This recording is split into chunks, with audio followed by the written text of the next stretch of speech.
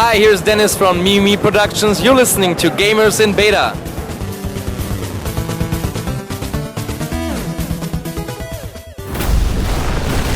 Oh my god!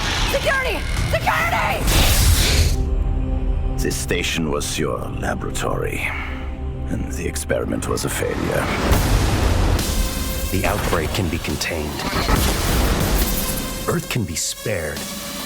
It has to be me. I know what's coming. Some people will never understand what you can do.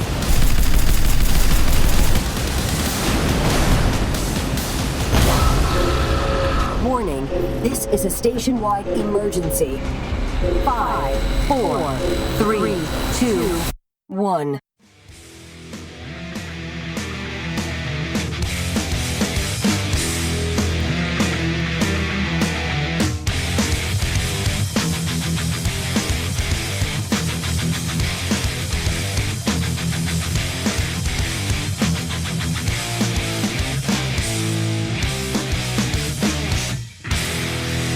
All right, gamers, geeks, and other delinquents from the outer realms. It's time for the Gamers in Beta podcast with Captain Mike M.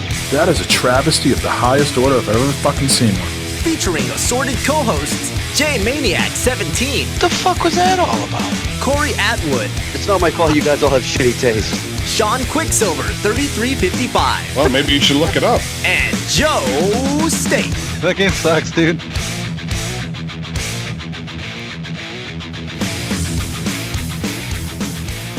All right, so I don't know how apparent it was at the end of last episode, but I got a little hammered, and because I was drinking Bacardi, which was on my no drink list since I was like 16. Like, it kicked my ass back then, and I stayed away from it all these years. But there was some at my house. Someone left it here, so I just had it on the table while we were, playing the game last week. So I was just freely pouring and drinking, and not really keeping track of how much it was. So at the end of the episode, when we all said our goodbyes, shut it off, I got off the computer, and my room was just fucking like spinning, like crazy spinning. So I was like, oh my God, I can't believe I'm this drunk. So I lay down on the couch. I passed out until about 4 a.m.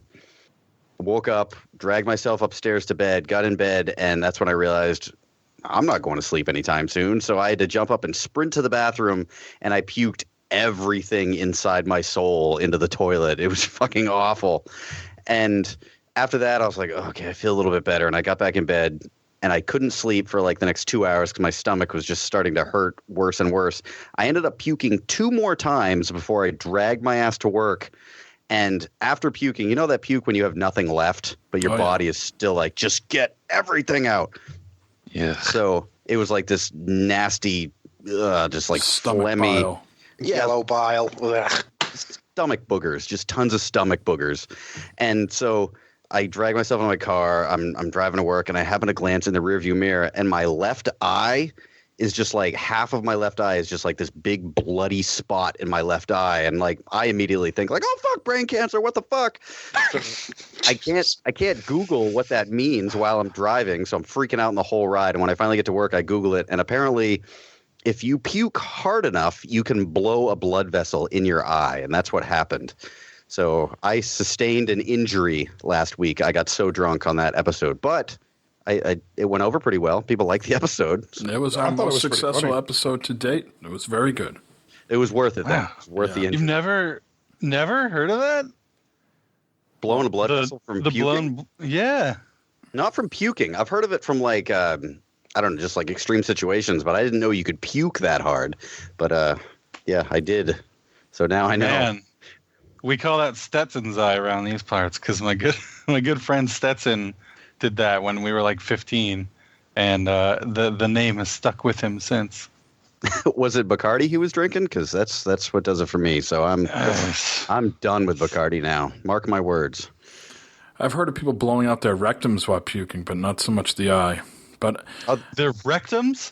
Just blowing like they out. Prolapse? No. Let's not get crazy now. They're not the pink sock. Let's not get that adventurous. That's part of the story that I did forget is I also felt like trouble on both ends. So like, right, yeah. I walked into the bathroom the second time I was puking, and I was like, okay, what do I do first? Do I shit or do I puke? And I was like, well, my puke might not be there yet, so I'm going to sit down and shit. Hopefully I can flush it before I have to jam my face into the area I was just shitting. Oh, no. Yeah, it was pretty terrible. So. I'm going to call bullshit on this, Corey. It was Prey that came out this week, so you were just cosplaying. That's what I thought. Because I'd played the demo. I was like, oh my God, neuromods. I'm a fucking neuromod junkie. Welcome to episode 199 of the Gamers in Beta podcast. It's Captain Mike M, and we got the full crew tonight. Sean, Are you there, brother? Yeah, buddy. We put out the search parties, the hound dogs. I know I've been busy. Work's been crazy lately and family stuff, so I've been a little bit occupied. But I'm back. I'm here. I'm ready to go. I feel you, brother. I feel you. I did listen to last week's episode, Corey, and let me tell you something, brother. You got funnier as the episode went on. I don't think you knew you were getting funnier. Pretty sure that was the thing. But you definitely were starting. You could definitely tell you were drinking quite a bit. After a while, but it was great. The last episode was an awesome episode to listen to. I had to pull the truck over a few times. I was laughing so hard during some of it. So. Corey, did you have your own drinking game that you weren't disclosing to us? Like every time someone said something, you took a hit, or what was the method of your madness? That pretty much was it. Every time someone said anything, I was taking a drink. It was fucking out of hand because I was like, well, I don't want to have to run back across the room to grab the Bacardi.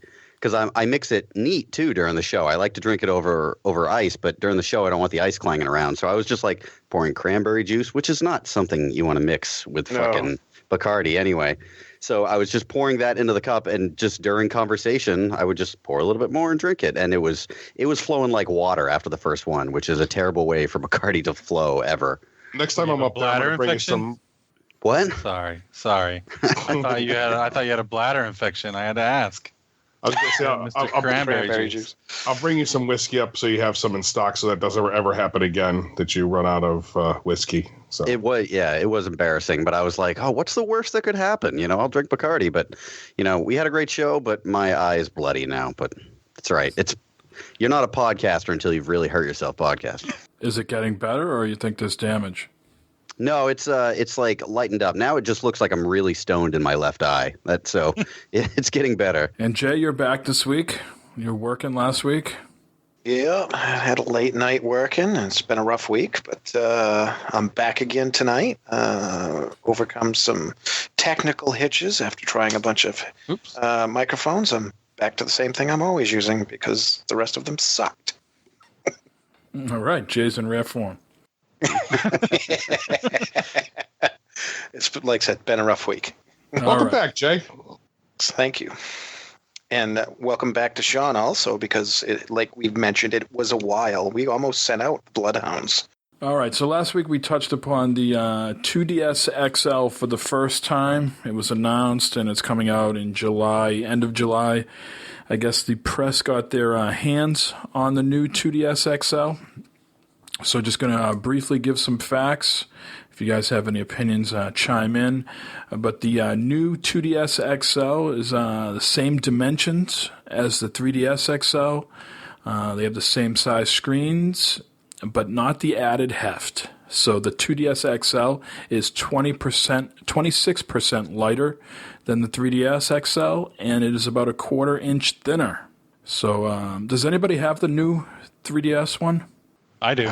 Oh, you do? How is it? Is it heavy? How heavy is that thing? I wouldn't say it's any heavier than the regular 3DS. Okay. I mean, they really only just added a thumbstick to it or whatever. It could be like steel thumbstick, I guess. I do have it in a case, though, so it's pretty bulky because of that case. But other than that, I mean, same dimensions as the other 3DS, at least to me. I mean, little micrometers or whatever the fuck isn't going to make a difference in my hand. 26% lighter, though. That's pretty significant. So curious to see what that will feel like. And I guess a lot of people were complaining about the location of the SD card slot on the newest version of the 3DS. For this 2DS model, they have changed things. It now lives right next to the game card slot on the lower left-hand corner of the system, and there's no need to unscrew anything to access your saves or eShop games. That would be a pain in the ass to take a screwdriver every time you needed to do that. Yeah, it would. There is an unusually small stylus with the 2DS XL. which means, of course, that will be lost in a mere minute. And I guess it also comes with a 4 gigabyte micro SDHC card. So we talked last week. We couldn't remember if it was 2 or 4, but it's coming with 4. That's a pretty decent starting point, right? These games aren't that large on the 3DS, right? True. Yeah. I bought I think it was a 64 gig card because I did not want to carry around any cards or any like game cartridges, and I have way more than enough space still left on that card, and I have a ton of games on my 3DS. Excellent. You think the stylus is made for Trump? He's got very small hands, right? So I mean, what are you gonna do? The man has overcome his tiny hands. We'll give him that. Yeah. No. Jay, this next story is for you, brother. Yes, sir. Darksiders 3 was leaked, and then quickly they came out and acknowledged the leak, and they released the reveal trailer to IGN. Gunfire Games will be working on Darksiders 3. Gunfire Games is made up of people that used to work at Vigil Games, who are the people that created the Darksiders 1 and 2. So that's good to hear. Cautiously optimistic, even though THQ Nordic is involved as the publisher. Yeah, that's a little on the leery side, but having the original creators being part of it kind of gives me some hope, because I'm really interested in seeing this come out. I know a lot of people were complaining because there's a female protagonist that you play as. Gamers do have a tendency to complain about things. But the thing is, though, it was in a cutscene in like the first game that she was female. So they're like, oh, this is bullshit. It's like, no, do you know your history of Darksiders? So, but yeah, Mr. Darksiders snob over here. Yeah, and the chain whip she's got is pretty badass. So this will arrive sometime in 2018. As Jay alluded to, you're going to be playing as the mage. Her name is Fury, Fury. And you'll have to learn how to harness her magic to unleash her various forms, each granting her access to new weapons, moves, and traversal abilities. I still need to finish Darksiders 1 and 2. There's something about those games where I enjoy them for a little bit, and then I just immediately get fatigued about halfway through, and I never go back to them. for you, is it just trying to get around where you have to go back to areas, but there's nothing showing you where you need to go? I think it's a little too bland, I think, to be honest. I think after you've played like the first 8 hours, I feel like, all right, I've seen this. How many times can I see these zombies, same-looking guys pop out of the ground? And now the part that gets me is just like you got to pick up these shards of this thing in there, and you're running around. There's like 8 shards you have to get, and it's like you have to go back through all the areas you've already been in, but there's nothing kind of pointing you in that direction. So you're just running around these areas trying to find where they're at. And, oh man, that's the part that got frustrating for me, and hence the reason I have not finished 2, along with the fact that the original build of the game had the bugs, the game-breaking bugs where I had to stop playing twice, and after the second time I was like, screw it, I've played far enough. So Jay is correct that Fury is one of the 4 horsemen that have been around the game since the beginning, so this shouldn't be a shock to anybody. Any of you Gamergate people out there forcing females in my games, you can slow your road a little bit. This was to be expected. They don't slow their roll though. They'll just they'll roll right onto the next. How dare you put a female in my game? So they're gonna call a SWAT team into the studio. What do they call that? Swatting? Swatting, yeah. Dude, they get real creative with that name.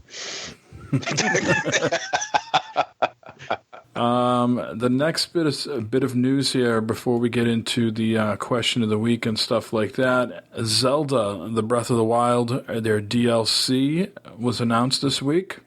Corey, on a scale of 1 to 10, how firm is your Zelda boner right now? Well, to tell you the truth, I blew my Zelda load already. I don't think I'm going to be picking up this DLC. I think this is one of those games that, like, there's a few games that I played where I beat the entire thing and I loved the experience, and I would always tell anyone you should probably play this, like when I played BioShock. But when the DLC comes out for it later, I'm like, I feel as though, I've closed the last chapter on that story. I'm done. I don't think I'm going to go back. It seems really interesting, and if I hadn't finished it yet, I'd probably pick it up, but I don't think I'm going to go back for it. There's not much story being added, right? It's mostly cosmetics in a couple of, kind of almost like an arena fight or something like that. So, sorry, I have a question then. Yes. So would you say that Zelda doesn't really have legs? How we going there again? Callback. That's a callback. There's nothing to bring you back after you finish the story. I think you just confirmed old Phil Spencer, huh? Uh-oh. Well, it did walk its way right into my house. The console itself, and the console's legs are carrying on now. Now the console is sitting firmly in a cart, and that's how I'm playing the Switch. I'm not going back to Zelda. I beat that shit. So for those that are going to go back, it has some cosmetic stuff, Majora's Mask, Phantom Armor, Tingle's outfit, a Korok mask. What are you laughing at? Just the Tingle armor looks fantastic. If I was still playing, I would get the Tingle armor in like 2 seconds. Whatever it took to get that, I would get that, just to look ridiculous. I don't know if any of the armor actually does anything. Have they mentioned what any of this armor does? Because usually if you get a complete armor set, they have effects. So I'm wondering if any of these have actually like in-game effects. Yeah, I think there was something in it. There's also going to be a travel medallion. So somewhere in the world, there is a chest with a travel medallion inside. When you use this, you can register your current location as a fast travel point on the map. You can only register one location using the travel medallion. So does that mean it's one and done? Is that the way I'm reading that? Yeah, I thought it was like, how you can put down stamps and then delete them? I thought it was going to be like that. Like you could move it around whenever you want, which if that's the case, there's all the less reason to ever ride a horse in the game. Yeah. Like once I started fast traveling and climbing up things and just using the glider, I never used my horse anymore. It was cool to get a horse, but then I never use it in the game. Yeah, I run up, grab a horse, ride it to the stable, register it, and leave it. Yeah, pretty much. Yeah, that's what I did too. Yeah, not using them. Did anybody find the giant horse? I don't want to go down a long Zelda rabbit hole, but yeah, there is a quest where you have to find the giant horse, and it's like fucking like 3 times the size of the regular horse. It's a normal. Once I got that, I was like, okay, I got the coolest horse in the game. I'm good, and it just never left the stable again. And then there are various modes here. So there's a hard mode. Cue the sound effect. In hard mode, enemies gradually regain health, so you want to take them out as quickly as possible. All enemies are also powered up by 1 level. There's a Heroes Path mode. This new map feature shows the path Link has walked through Hyrule from the last 200 hours of gameplay. So that would be cool. That's kind of interesting. It shows you like where you've been and where you haven't been. But not enough to bring me back to the game if I'd finished. Yeah, just kind of an interesting mechanic. Same with that medallion thing. Yeah, and then lastly here, Trial of the Sword. When you get to a certain sacred location, you can take on the new Trial of the Sword challenge, face an onslaught of enemies, one wave after another. Link starts the challenge without any equipment or weapons. When all enemies in a room are defeated, Link proceeds to the next, clear all the trials.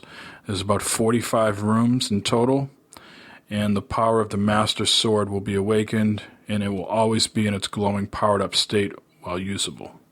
Oh, wow. That would like practically break the game if you did that. I hope they make that very difficult to attain, because if your sword never breaks, like why would you ever use any other sword? It would just be like the original Zelda games. Mm-hmm. You wouldn't need any other weapons.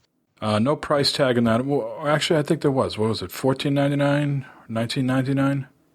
Yeah, I thought it was about $20 because it was like half the price of a regular season pass, if I remember correctly. Yeah, $19.99. We should know that, Jay, right? Yes. Shut up and take my money. So that's coming out later this spring, summertime. I still need to finish the game by then, so this is not on my radar, but good to see Nintendo following up with the DLC. I know, obviously, they already charge people for the Season's Pass, but let's be honest here, with the exception of Mario Kart on the Wii U, they really haven't done too much DLC in the past, right? Yeah, Mario Kart's the only one I can remember right offhand.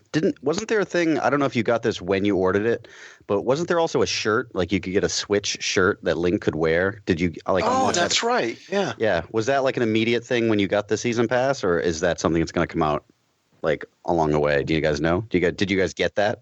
No. No, I never got the Season's Pass. Let's be real here. The best DLC ever was new Luigi Bros. Wii U. Oh yeah, callback. That was a while ago. Yeah, that's right. Yep. Let's not front. I forgot about that. All right. Well, that's the opening news stories for episode 199. Some of the big ticket items. We'll get back to more news in a little bit. But Corey, let's get into the question of the week. They think they got the answers. I change the questions. All right. Now, even though I was pretty intoxicated last week, I do kind of remember asking this question. I don't know how much I rambled on when I tried to be eloquent when saying it, but it's essentially with the Prey demo, and the Prey game is actually out now.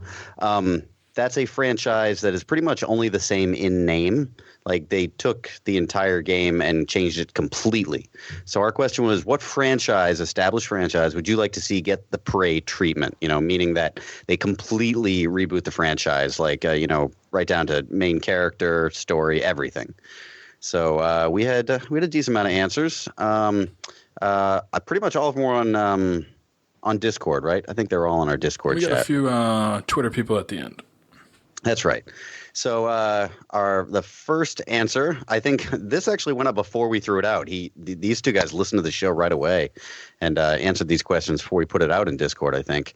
But our first answer was from Awakened Heathen. I don't think any game should get the Prey treatment. Not that it would be a bad game, but why not just make a new franchise and say it's a spiritual successor to Prey? I mean, it's not like Prey was incredibly popular. Most people don't even remember it. It's the game version of every movie gets a remake. And he's got a pretty good point there. I mean, a lot of people didn't play Prey, but it was a really underrated game. I think that's not Prey's fault. I think it just came out at a bad time, didn't get a lot of press. But, I mean, what do you guys think about that statement about not bothering to bring a name to a franchise you're completely changing? Well, for the business side of people, the publishers and developers, sometimes it's hard to crack the market with a new IP, something fresh. So sometimes they feel they have to use an existing name, hoping that there's an established fan base there. So while it would be nice to just have a new name or new IP, I'm not sure if it's always going to be realistic. Yeah, it didn't work well for Fable. I feel like a total fucking hypocrite because I am 100% against movie remakes, but I don't give a shit about it with games. Hypocrite. Like, I was so fucking anti-movie remakes. I was the leader of the Oregon chapter of the Horror Drunks. And we were kind of like horror activists. And I remember this one time I made these giant fucking boycott remakes poster when they were putting out the remake of Friday the 13th, and I wheat pasted it on the theaters. I remember when you guys marched on Washington. That was pretty impressive. Yeah, All right, so moving on. The next answer was from Mafia Thug. He said, Killzone. I think they should remake it like Mag, only better. So did anybody else play Mag? Mag was that game for PS3 that supposedly had like 256 people, right? You could play at the same time. I felt like Mag was pretty meh, and I feel like Killzone is pretty meh. Killzone, as we can all see from Horizon Zero Dawn, like Guerrilla Games could make a good game. I feel like they got unfairly locked into Killzone, and I really wanted to like Killzone, but yeah, it was just, like there was so much they could have done with it. I felt like it would have been way better if they didn't stretch it out to be like a fucking 100-hour game. It felt like. Yeah, there was a lot of fluff in there. I can't speak to Mag because I never played Mag, but I think Killzone would be an excellent candidate for this because, I think they spoiled it. And they probably will go back to it now with the success of Horizon Zero Dawn, don't you think? It depends who owns it. I don't know who owns the franchise. Well, it doesn't matter who owns it. They could be anybody, right? They could be Sony. Right. They could be... To bring it back, you mean? Yeah. Yeah. I mean, I played it. I didn't finish it. So, and Mag, again, like you guys, I have no clue what it is. I think Joe's the only one that really... Did you play that, Joe? Massive action game. Yeah. Massive action game. Alrighty then. It was basically like the MMO version of an first-person shooter. Yeah, they were marketing it as like a Halo killer. That's what Sony was trying to say. This is the Halo killer. Like, why play Halo with 16 people when you can play with 256 people? That was like the big draw. But I think I maybe tried it once and couldn't really figure out what was going on because the map was enormous, and I was like, not for me. All right. Alrighty then. Okay, well, let's see. I have one from Elder Skulls, and he says, I agree with Mr. Heathen. If a game is good, they should not start over completely. And if it is bad, just let it die and start a new IP. And then Indio Techno says Ghostbusters. 2 words. As a first-person ectoplasm shooter. I'm totally on board for that. I also want to be able to shoot the proton pack, though. Just want to say that. Yeah. Well, they had a game with that in it. So this one, you would be the ghost shooting ectoplasm? No. Ectoplasm, you can also shoot ectoplasm was something they could...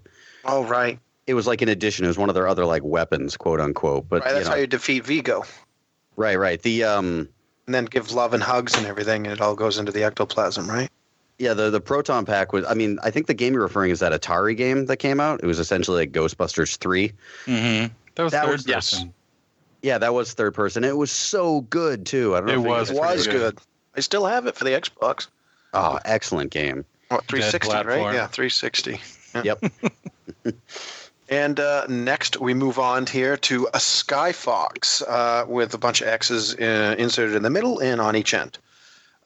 Prey was amazing, and it was a shame because it lacked the promotion and visibility it truly deserved. I agree with that. The story was awesome, and the level creation was fantastic. I agree with that. My favorite part was the airplane getting portaled in and then crashing. I was like, what the fuck? However, I don't think he answered the question. You know what? You're right.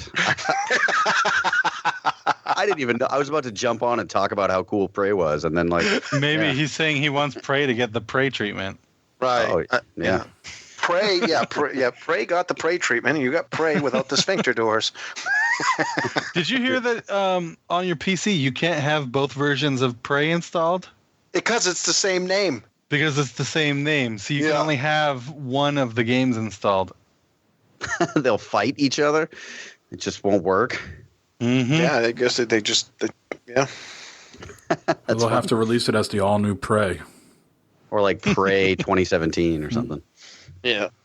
All right. Sistily 68. I would have to say Dragon Age series. I love those games, but man, they could be so much better. The game could play more like a tabletop D&D game, or make it more of a hack and slash Diablo, or make it what Scalebound could have been. Ooh, too soon. Or like Panzer Dragoon or Vermintide. And G-Ham. Anyone remember Mercenary on the old Atari? Oh my God, I do. It was way ahead of its time and would be awesome with today's technology. Yeah, I'm old. Yeah, I'm right there with you. Mm-hmm. All right, then. Runer 2 from Dad's Getting Grounded says, Scalebound. Too soon? It's just Jeremy's mean. always there.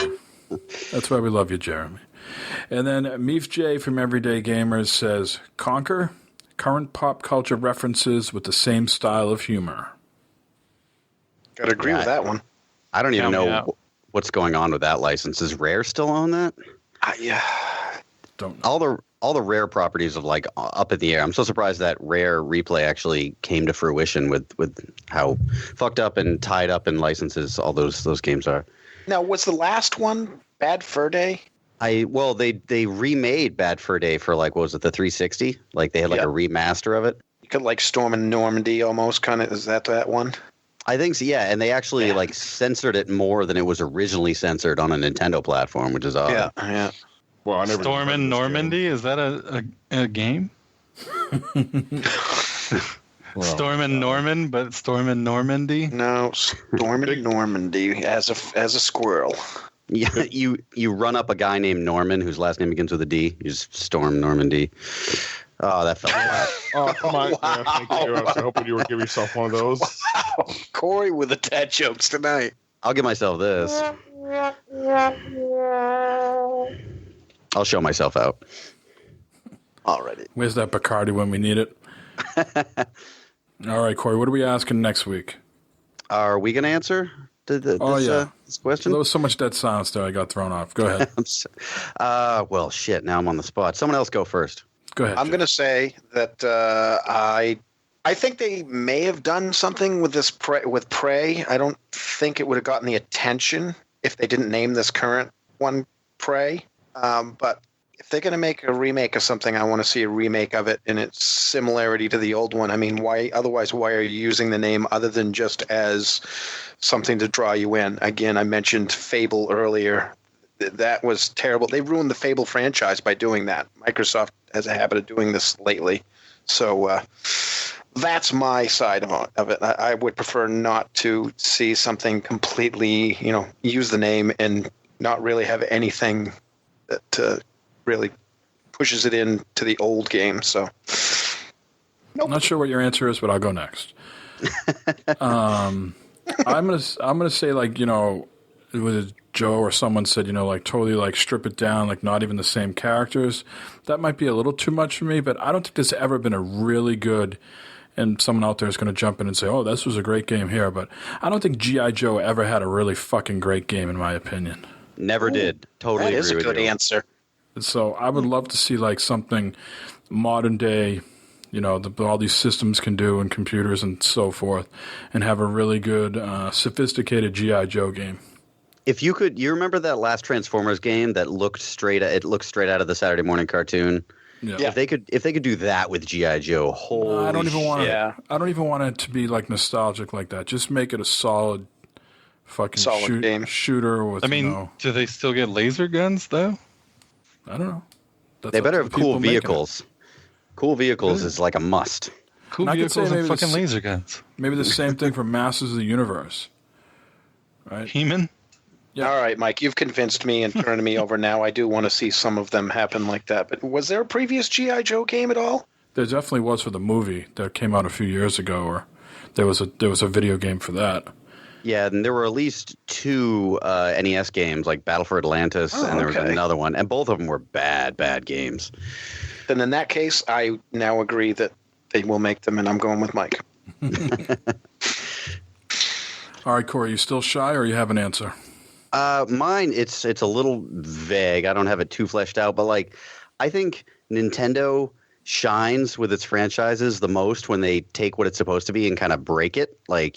Look at Breath of the Wild. No, it's not like any other Zelda. And, look at Mario. One of the most important Marios ever to come out was Mario 64, which broke all the rules of what a Mario game was supposed to be. So I would like to see a classic Nintendo franchise have this happen, maybe Metroid. I think now you could make a really cool Metroid. You could keep it in space and you could keep Samus, but maybe you could add vehicles to it, put in maybe some Star Fox-esque type scenes. I think you could do a lot with Metroid, even go to different planets, a la a Mass Effect or something like that. So that's my answer is Metroid. Very cool.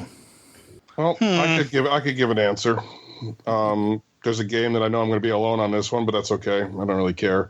Tachyon the Fringe was a space simulation game. Basically, you start off as a pilot, and then you become a rogue pilot. Through some things, you get to visit space stations. A lot of dogfighting in space and whatnot.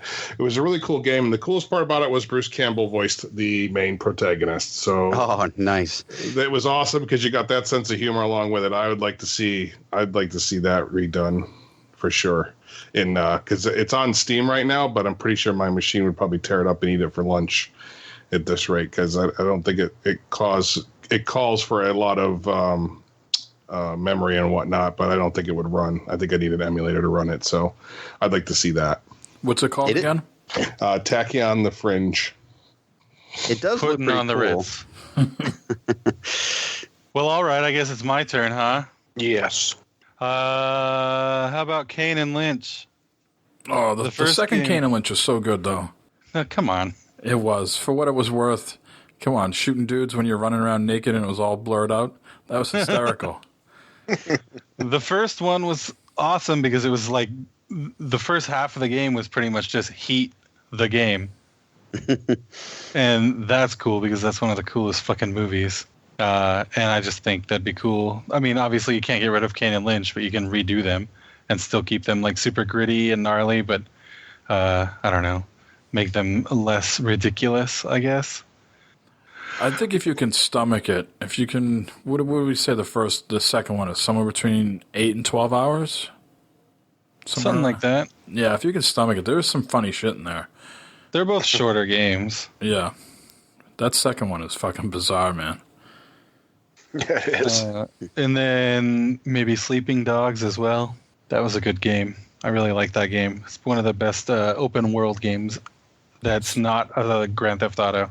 So what didn't you like about Sleeping Dogs that you'd want to see them remake it? Like what would you want to see them change it around? Because that last one that came out was pretty well received. Right. I just think that I don't know how you would say this. They made it too open world, I guess. I don't know, and too repetitive, to where it felt like all the time you're just running underneath bridges and beating up like a pimp or a gangster, and just like taking away all of the minutia of the game, but keeping kind of like the base and making it a more like a game with more diverse gameplay would be a lot better, in my opinion. So I guess you don't really have to reboot the whole game, but a sequel with a more diverse gameplay would be better. Just wake up the dogs like a little bit, just like partially awake dogs, dozing dogs. Yeah, there you go. Corey's on fire. I gotta recover from that terrible dad joke by issuing more. Yeah, I'm not sure you did that. All right, Corey. Now tell them what the question is for next week. Now the question, as you guys may or may not know, we're creeping up on episode 200, which will be the episode following this one. So we want to know, just for our sake, this is kind of a self-indulgent one, but what brought you to Gamers in Beta? If you're listening right now, something brought you. It could be accident, could be a friend, I don't know. But what brought you to Gamers in Beta? And if this is more than your first episode, what kept you listening? You know, what didn't drive you away? Because we might do that to some people. Yeah, why do you stick around? Yeah, exactly. All right. How'd you hear about us and why are you still here? That's what we want to know. All right, Roddy's got to close it. They think they got the answers. I changed the questions. All right, and we'll go right from that into our new, technically its own segment now, the phone calls.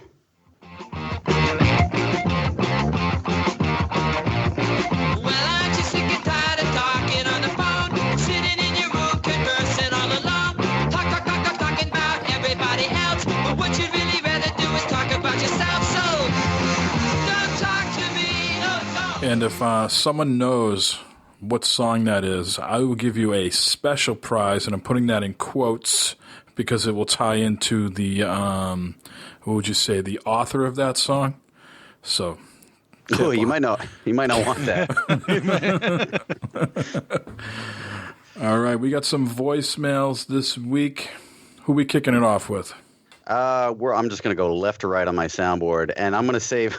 We do have one that is my favorite. I'm going to save that one for last. So, all right, we're going to start off with our boy Devious Mr. Matt. Hey, this is Matt. I'm a Devious Mr. Matt from the podcast. I'm outside here on this beautiful day smoking a cigar, and just wanted to tell you guys you did a hell of a job last show. I really enjoyed it.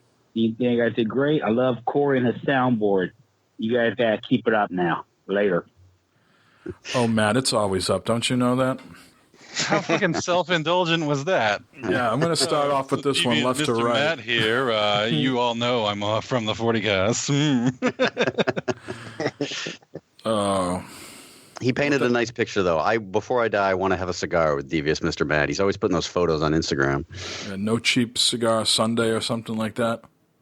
I don't know, but he makes those cigars look very appealing. All right, let's move on to Holy Headshot. I think this is our longest one, but it's worth listening to. What's up, Beta Crew?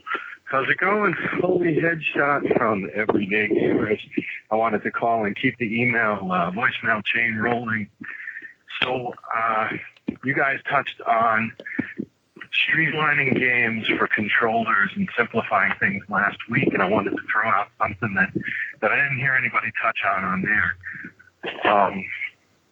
A lot of us, we're podcasters, we're in tune with what's going on in the industry, and we take using a controller as second nature.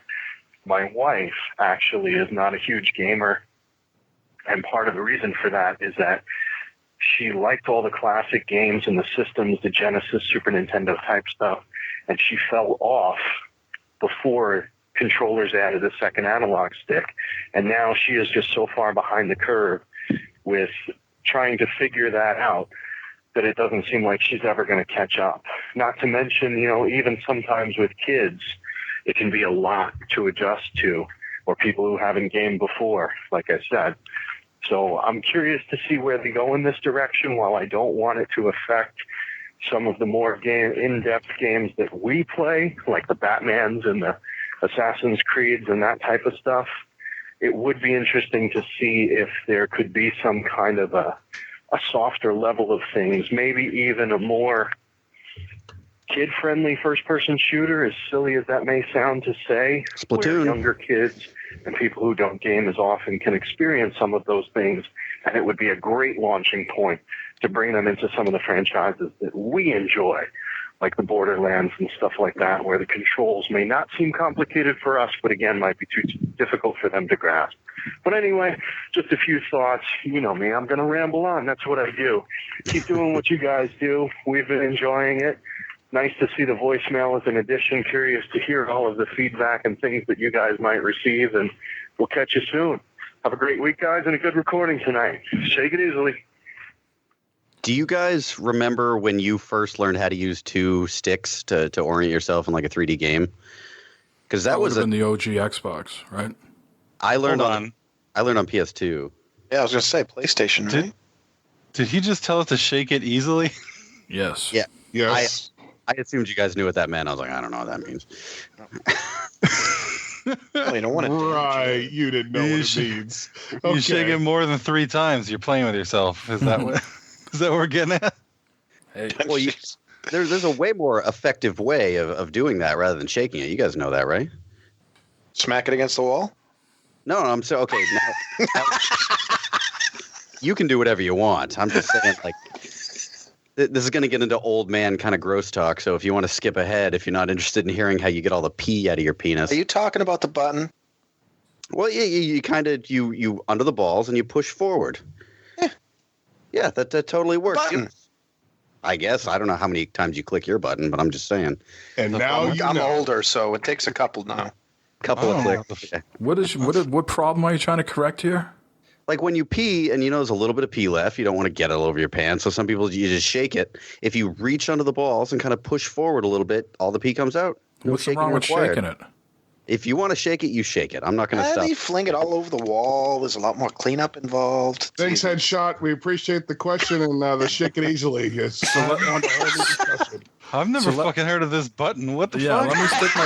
Let me stick my finger under my sack. Yeah, because some of you guys, you aim so great in games, you can just, zero in your sack. You probably fucking finger your bunghole. Anyways, let's get back to what he was talking about there. Accessibility, opening up controls to make it easier for people to learn how to play on 2 analog sticks and things like that. Yeah, it's a question that can go both ways. I think I said last week, I don't have a need that I feel like I need to play with more people, right? I don't feel like my games need to be dumbed down so my wife can play with me, you know. She likes to watch her trashy television. I like to play my games. You know, I don't feel the need to include her in this. But clearly that's just my opinion. Now, other people, like Chris, you know, he maybe want his wife to play games with him. Should that be the onus on the developer there to do that? Or should that just be like elderly people? Eventually they got to learn how to do email, right? I've been playing games for so long, like we said last time, we mocked being scared of a controller.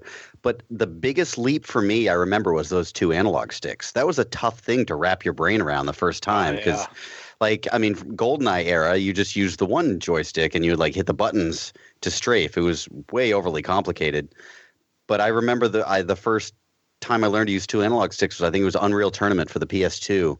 And I was just all over the place, up against the wall, not able to move. But after a couple of play sessions, it seemed very natural. It was one thing you just kind of had to click your mind into. And I think if you want to play certain games, some things you got to make that jump. I don't know if some games are capable of being dumbed down like that. They already have them, though. Jackbox party games, you play those when people come over.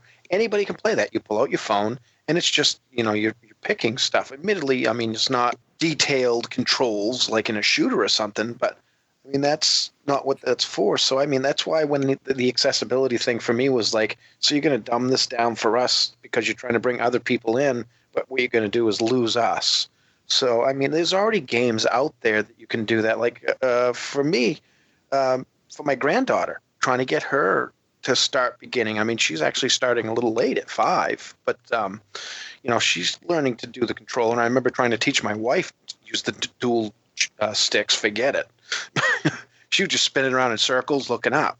But with my granddaughter, we go in and play Night Squad, and that is getting her used to using the sticks because you kind of get guided by the maze, and as you go along, you learn, to control it better. So, I think it's more up to the people in the games that are already out there that may have an easier way of using it to make it accessible, not taking games that we're looking at playing and making them accessible to people, because then they're going to start losing us. Yeah, how many other things in life do you just jump in the deep end and fuck, today I decide I like games, so let me pick up Uncharted 4 and see if I can play this, right? Yeah. Do you do that with driving? Shit, today I'm going to drive, so let's go out and buy an 18-wheeler and see how the fuck I do. Or, today I'm going to get into computer programming, so let me just, jump into Java right now and just fucking, go balls deep with it, Maybe start out with the Telltale games, maybe start out with some simpler games and see if you like gaming. And then if you do, then work your way up to it. I don't think because you want to play along with us that the developers need to sort of dumb things down. Well, Splatoon is a really good example of if someone wants to learn how to use a shooter too, because on the Wii U version, just on the first Splatoon, there is a bit of motion control too, and people have a tendency to do that if they never played video games. When you watch your dad play Nintendo for the first time and he's fucking trying to make the guy jump by moving the controller, the shaking it up and down, right? Shaking it. That's the theme of this show, I think. Yeah. Gently. And then the other side of it is, the whole able gamers thing and what they do. And that I don't have an easy answer for. I completely empathize with those people, and it must be a terrible thing to want to be a gamer and you just don't have the ability to play. And I don't know, they talk about making every game so you can, change the button mapping. Each game should be customizable and things like that. And that's great. And I think Sony and Xbox have made strides in that, so that's great. Again, I don't have an easy answer for that, but the more people like that can get some enjoyment out of life by playing games, I'm all for that. And I'm sure if we had Mark or Craig or someone like that back on the show, they would open our eyes and explain to us in more detail why it's important to make games accessible for everybody. Well, there is that, but yeah. All right, let's should we move on to the next one? We got 3 more of these. We should. All right. ¿Qué pasó, muchachos? It's Latina Mafia, just calling to shoot the shit again, leave another message. Question of the week. What franchise would you like to see get the Prey treatment? I have to go with Mafia on the parts. I loved Mag. I don't know if any of you guys ever played it. I guess that's kind of my question to you guys. Have you played Mag? And that's the end of her response. It cut off. I don't know what happened. I'm sorry, Latina. That's the end of her response. Yeah, I think none of us had played Mag, right? Or Joe, you said you played it briefly? Briefly, yeah. That was a PS3 only game, right? We covered that? PS3 only? Correct. Right. Yeah, I didn't do a lot with Mag. I played more SOCOM than Mag, and I don't think SOCOM was even close to the amount of people. It was early PS3 online days, too. So everything was really rough as far as our online infrastructure went. So I was going to say, with that many people playing, that game must have played rough. But it came out at a bad. They were using it as a flagship to support their online infrastructure, and I don't think it was there yet. So I think that game probably was a victim, of the timing. It probably got the short shrift as far as what it was supposed to be. But let's move on to Mafia. Hey, gentlemen, this is Mafia Thug. Hey, I'm just calling to ask a question as well as talk about Mag a little bit more. I can't state how underrated and how forgotten about Mag is. Mag broke a lot of records in the gaming industry, and I miss Mag. So, in case you guys were wondering, I loved Mag. It was an awesome game. Another question I have. Looking to buy a house. Is it better to sell the house we have now, rent, and then buy a house? Or do we just buy another house and then worry about selling this house in the process? I'm confused. I've never really gone through one house to the next like that, so I don't know the best course of action to take. So, anyways, guys, great show. Keep it up. Awesome work. I'm going to try to find some way to support you guys. Keep spreading the word. You guys have a good day. Have a good evening. Have a good week. Thank you, guys. Bye.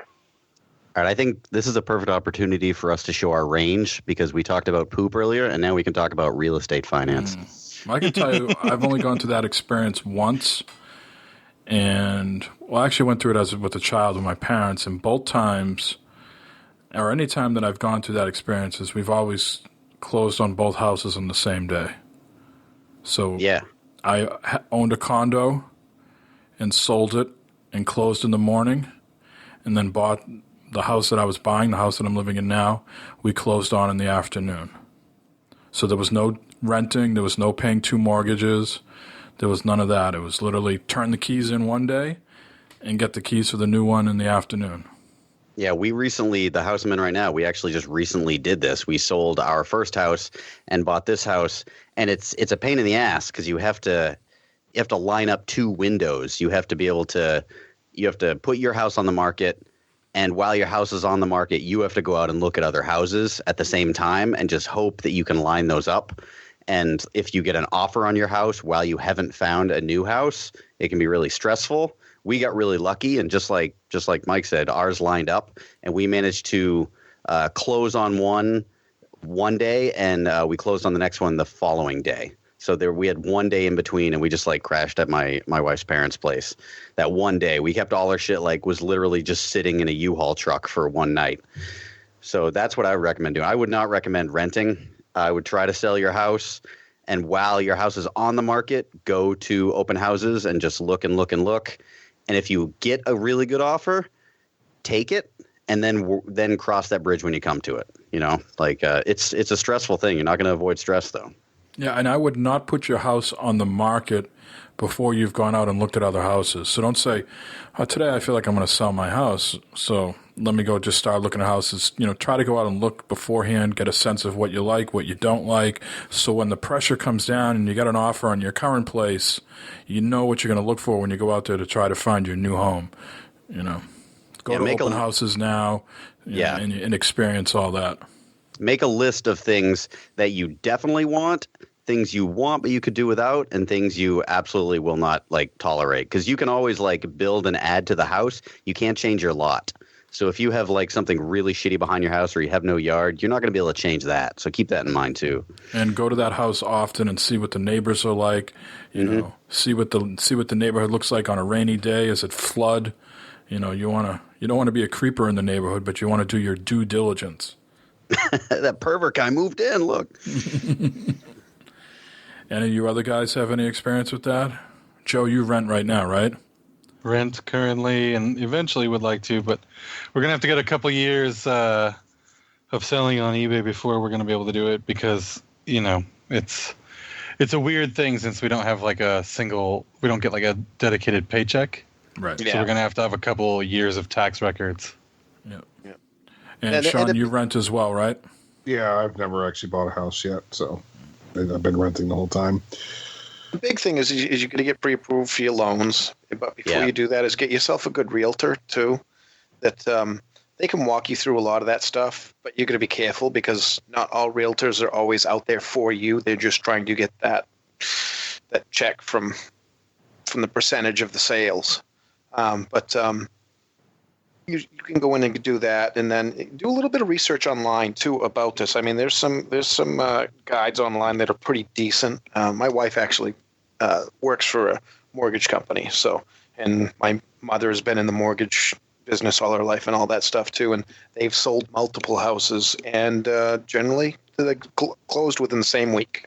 And you can it can be set up so that if, once you have all your inspections done, if it doesn't pass, it doesn't fall. And then you can also have it set so that if you find a house that you want, if you can get the contract set that you have 90 days, and it's contingent on you selling your house. Oh yeah, definitely do contingent. Right. So there's a lot of those contingencies that can be in there. If it doesn't pass inspections, you don't lose your down payment and stuff like that.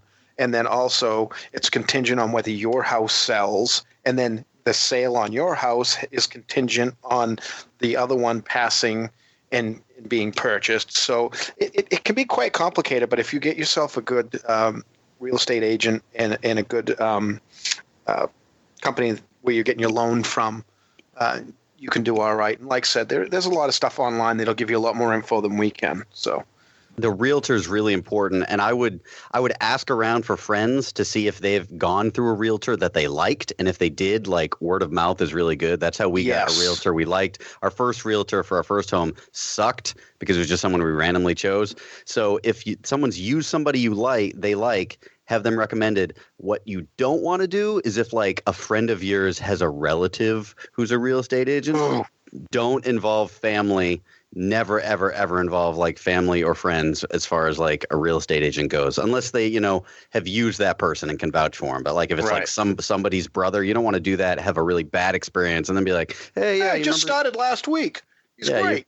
Remember your brother? Yeah, he fucked me out of $10,000. And you don't need a real estate agent right out of the gate. There's plenty of websites out there that can tell you the homes, look at them. Yeah. All these real estate agents use these same websites now. So don't involve other people and spending money on other people until you're really getting serious. Yeah. Look into it first before you jump into the real estate, getting the agents and all that stuff and get pre-approved and all that. So that's the basic thing. If I'm ever on the market, I'm going with Mr. John LaCroix's wife. Mm-hmm. John LaCroix? She sells. Yeah? She just got approved. She just started doing that. Uh-oh, just started. They just told you, don't pick anybody that just started. No. You didn't listen to them. Hey. She's the friend. You gotta go with her, We just went over that. We just covered this. It's the Jay's 10 rules of real estate. You just broke 2 of them. All right, what's the last one here? All right, and to bring it back to our typical humor, we got a message from Super Lobster. Yeah. Hey guys, this is Rob, Super Lobster 06, just calling in. Your last podcast has, I guess you could say, wanted me to share my own pooping story because I could not stop laughing at the opening of that episode. I literally had to stop and pause the episode several times. I was in junior high, and I was not feeling well that day. My mom would not let me stay home from school sick because I tried to pull that shit way too often. So she basically made me go to school. I spent most of the day not feeling too well still. Finally, almost end of the day, almost made it. I had that rumbling in my stomach, ran to the bathroom, didn't even ask for the teacher's permission. Just, it was one of those, I don't have time for this. Sat there, did my thing. As you can imagine, it wasn't pretty. And then as I was going, I felt something else in my stomach wanting to come out the other end. So as I was finished firing out one end, I was spinning around to the other end towards the bathroom and sprayed the wall and made some of it in the toilet. To which I then stood up, looked around, cleaned myself up in a separate stall, and walked back to class. And that was probably one of the worst situations I've ever been in with fecal and vomit matter. Just left the crime keep up scene. the great work, guys. Really, really, really enjoy your episodes every week. My daughter's going to be turning 1 on May 17th, and you guys have definitely kept me entertained on late nights with headphones in, and I just want to keep it up. Talk to you later, guys. Bye. I did the same thing. I remember like that first year when they're not sleeping through the night. I remember staying awake late at night. Just go back to sleep. Just please go back to sleep. You gotta keep your sanity somehow that first year. I'm glad we could do that for you. That makes me happy. Man, I'm glad both of my kids went to bed. Yes, I've had nothing but sleepers. I've had maybe a handful of nights out of the 3 kids in those types of situations, but they are sleepers. Even when they were like less than a year old, like I'm talking like a month or 2 in, they were sleeping. Mm-hmm. Yep. What? Fuck you. I'm pissed off at you now. So I'm going to come clean on a story here, guys, that's going to make all other poop stories seem irrelevant in life. Okay. Are you pooping right now? No. Okay. I went out with a coworker's like goodbye luncheon. Had to be like 4 or 5 years ago, and we went to a Mexican place. And as we're paying, I felt a rumbling, and I was like, we're just all about to leave here. I know the bathrooms here aren't great. I'm just gonna hold it, and I'll be fine. And thankfully, I decided to go home after this lunch. I knew I had the rest of the afternoon free, and I didn't want to drive all the way back to the office and then all the way home. The restaurant was kind of in the middle between my house and work.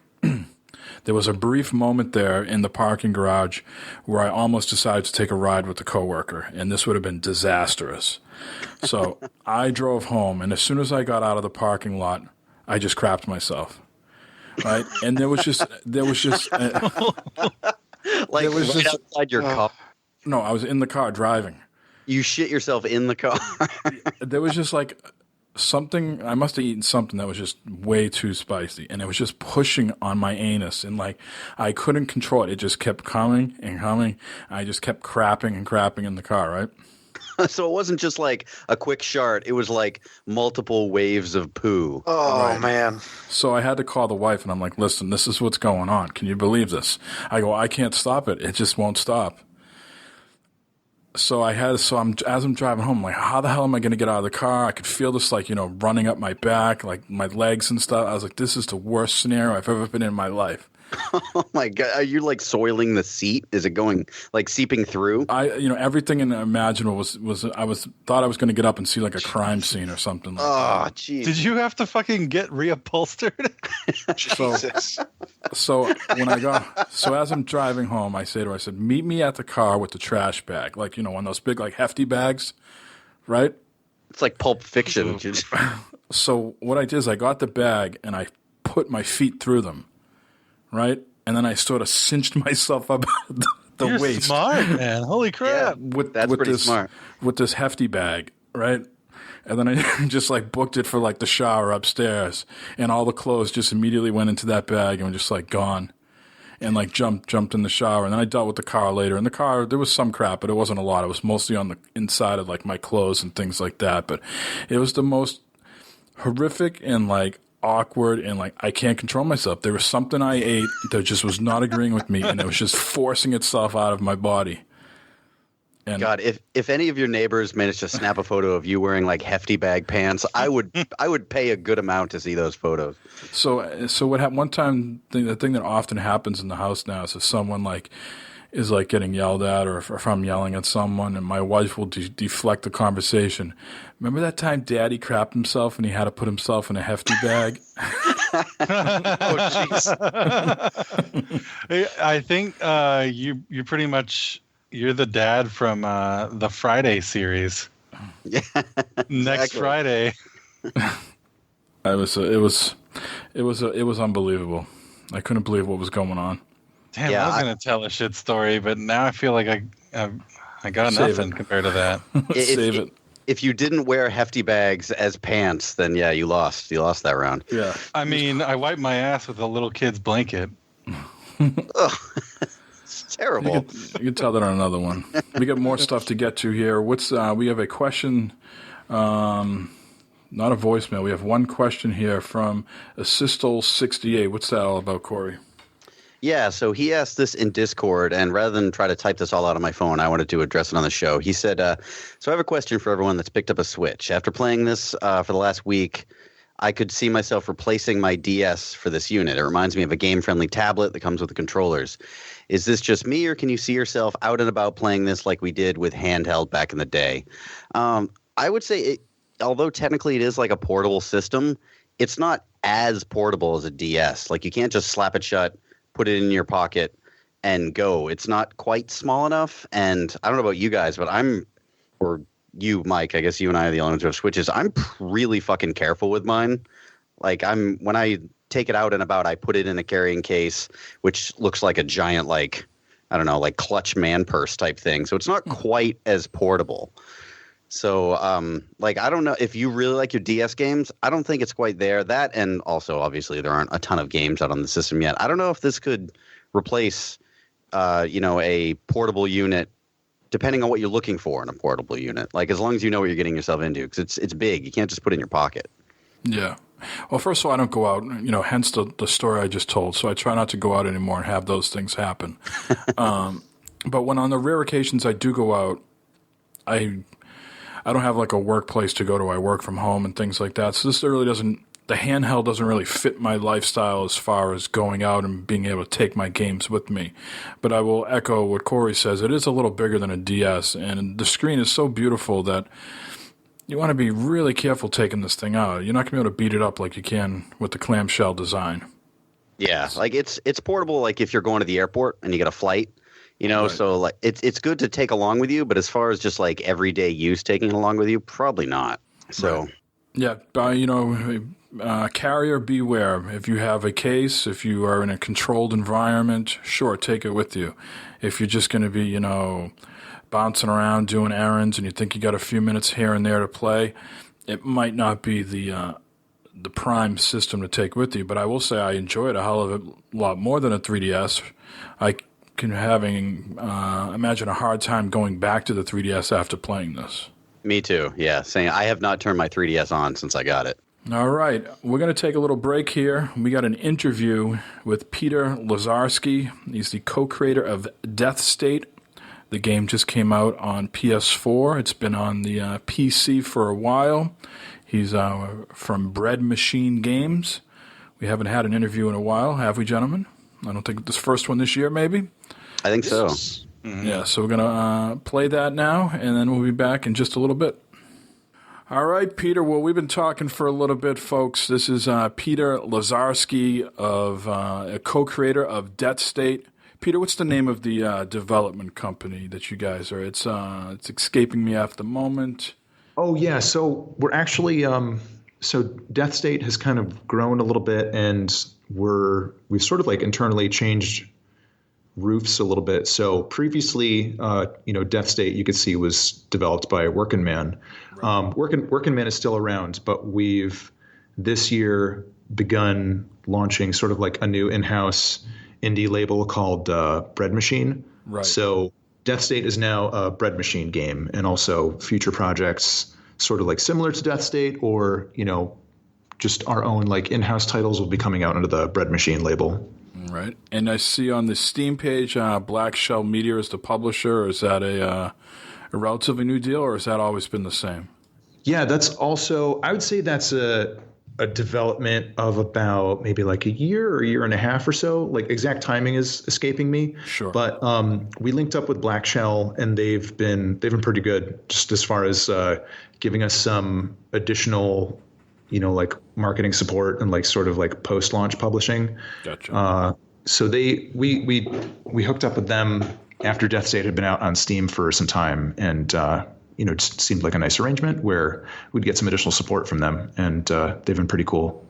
Awesome. Well, let's get the Wikipedia section of the interview out of the way.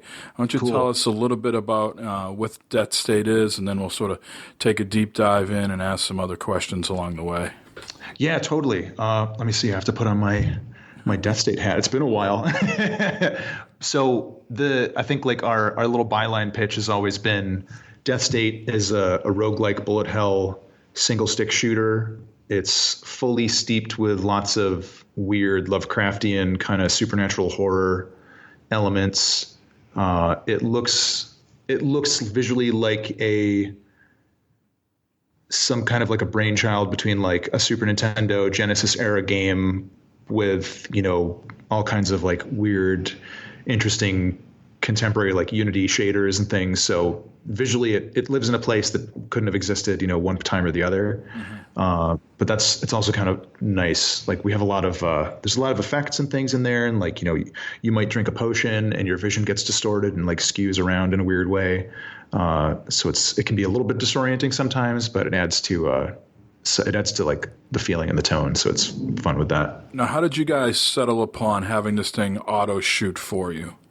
Where is that something you saw in another game, or is that something that just said, hey, we got a lot of shit going on in this game. Let's take that away from people so they can, focus on something else? Yeah, I think it was a combination of things. Around the time when Matt Leffler and I were working on like the original prototype, we were both just kind of like just playing stuff and like trading concepts back and forth, and we really liked the feel and the experience of playing like Bug Princess or like Dodonpachi Maximum. Cave put out a bunch of their bullet hell games on mobile for a while, and we were playing those on like iPhone and tablet, and it was just like really kind of exciting seeing like how much crazy just crap was going on, and you could just move and pilot your little avatar around and didn't have to necessarily fire. And I mean, those aren't a definite like one-to-one comparison to DeathState, because you're only ever necessarily firing up or like using a bomb in one of the Cave games.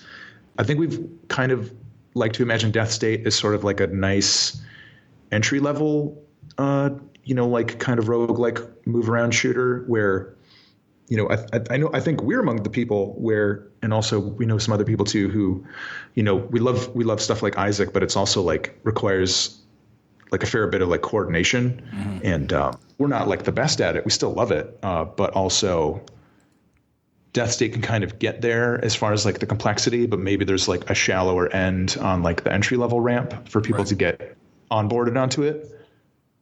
So as I'm playing, and I sort of maybe fall on that spectrum of not that great, or maybe it's not my sweet spot for the genre, but I love playing it.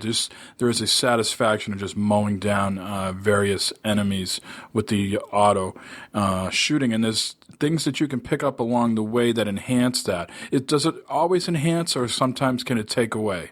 That's what I never can figure out. Yeah, I think so like you pick up organs, you pick up spell books and, idols, weird relics, treasures. You might get like a saint's tooth or something like that.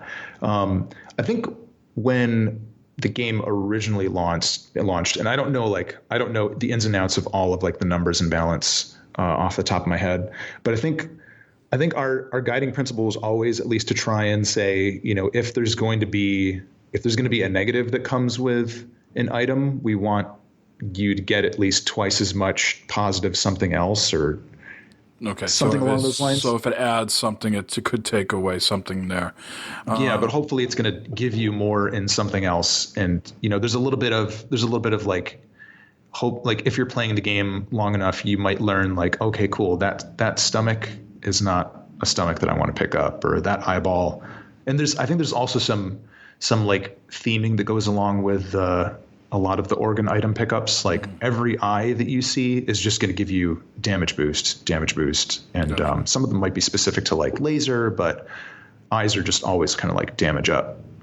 So sometimes you're in the heat of the battle and something drops, and my natural instinct is to just pick it up. And you would suggest maybe holding off and picking it up, or, how does if I picked up something and I said, geez, I felt like I was doing better damage or I was more successful what I previously had, is there a way to pause the game and unattach that, or once you pick it up, that's your loadout, and that's what you got until you get something else? Yeah, so organs are, once you pick them up, they're stuck to you. And I think every character but the Star Creep is going to be able to take on organs. But as far as if you have, say, like if you have like a spell book and you find another spell book, you can swap between those and sort of see like if you have a moment, like, so pick up one book, check your inventory, see what your numbers are, then pick up the other book, check your inventory, and actually do like a hard pause and compare. One thing that we did change from like the original version of DeathState, and it might have been something that we changed from the beta or something we changed from launch, is actually making a opt-in. So you have to actually pick up or ingest an organ. You don't just stumble over it in battle, right, and then like whoop, it goes into your body, and then it's part of your stats. And so we wanted to make sure that it was like a player agency thing. So now the game's out on the PS4. So talk a little bit about, you originally launched on PC, and it was just called DeathState at that point, right? And now you have tacked on another name to it, and that's the same version that's on the PS4 as well.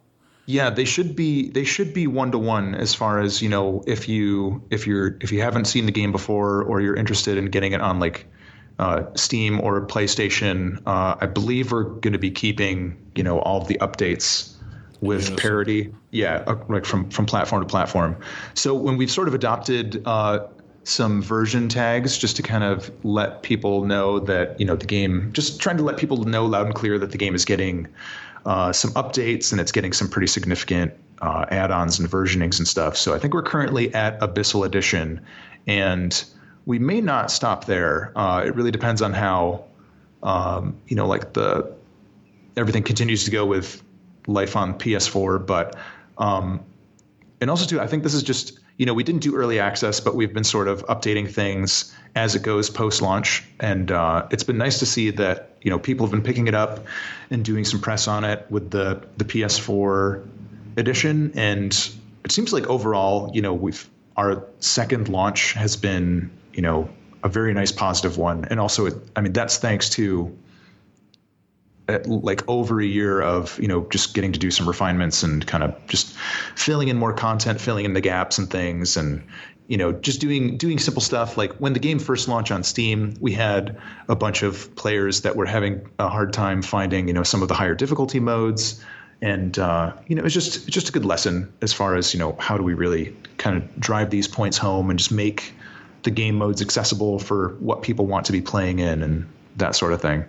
Yeah, let's talk about some of the game modes. So, for me right now, I'm just starting off basically as the girl. She's looking for this professor, right? That's discovered some sort of time travel or rifts in time, and you're bouncing around from there. So if someone wants to play something different, is that something they encounter as they go? I saw that you could like desecrate some statues in there that make it more difficult. Is that the mode you're speaking of, or is there something else as well? Yeah, so desecration is one of those. So desecration is something you unlock, I think, just briefly after playing a little bit. I don't even think you need to clear the game once to unlock desecration. But you'll be in a game world, and what happens is, in the first floor of any world, so say like Fortress of Koth, World 1, you might find like a little altar with a skull floating on top of it, and you could go over to that, and it asks you, do you want to desecrate this? Are you sure?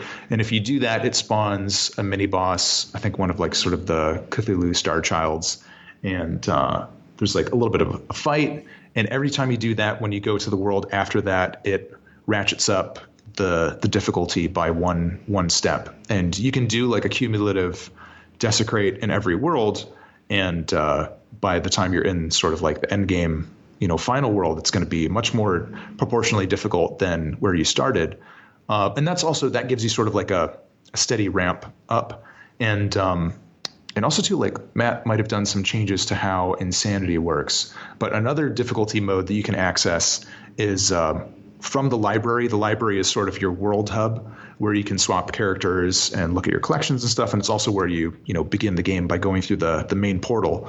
And the portal, if you look, it's kind of attached to some computers, and there's like a computer terminal with a skull floating on that. And you can activate that computer terminal to sort of ratchet up tiers of insanity mode difficulty. And what that does is that essentially say, like, if you have like a good feel for what the desecration mode difficulty is, what that does is you can start the game in World 1 at like maximum desecration if you chose to. And you'll even notice that different enemies in the game have different bullet patterns, or some of them will explode into bullets where they didn't previously do that on lower difficulty versions. So we really wanted to try and make sure that players, and especially too, this goes for people that, are probably, really, really good at just games in this genre, and they are, like the dual stick pros, and they want something that is really going to kind of like challenge them and wake them up when it comes to like, sort of like a shooty roguelike. So for those people, they can, fiddle with desecration, fiddle with terminal, try all like, the insanity modes. And I think only a few people have cleared full insanity. I'd have to check our analytics, but I think for a while it was maybe more than 10, less than 20. But it's, every now and then somebody does it and we're like, okay, cool. Look at that.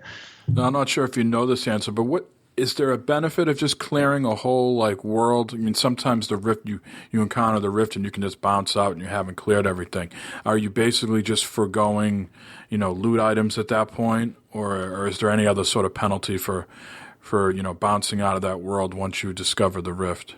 Yeah, once you've found, so you can leave or exit a world, like you're saying, as soon as you find the exit. But really, there's sort of like a treasure logic to every world. I think in its most basic form, and it might vary a little bit, but in its most basic form, there's going to be a chest that has an item or a spell book, or maybe an organ. Sometimes there's what we call a mega chest, which is like the giant chest that like rattles open and, it summons like some mini bosses you have to fight. And also per every world, I think there's at least one elite, and those are usually like a hue tinted basic enemy that has some different stuff going on. And they usually drop organs. So once you've found your treasure item, or you fought your elite, or you've, gotten the organ, maybe you're happy with your item loadout. There isn't necessarily like a benefit to killing everything on the floor unless you just like kind of ticking all the boxes.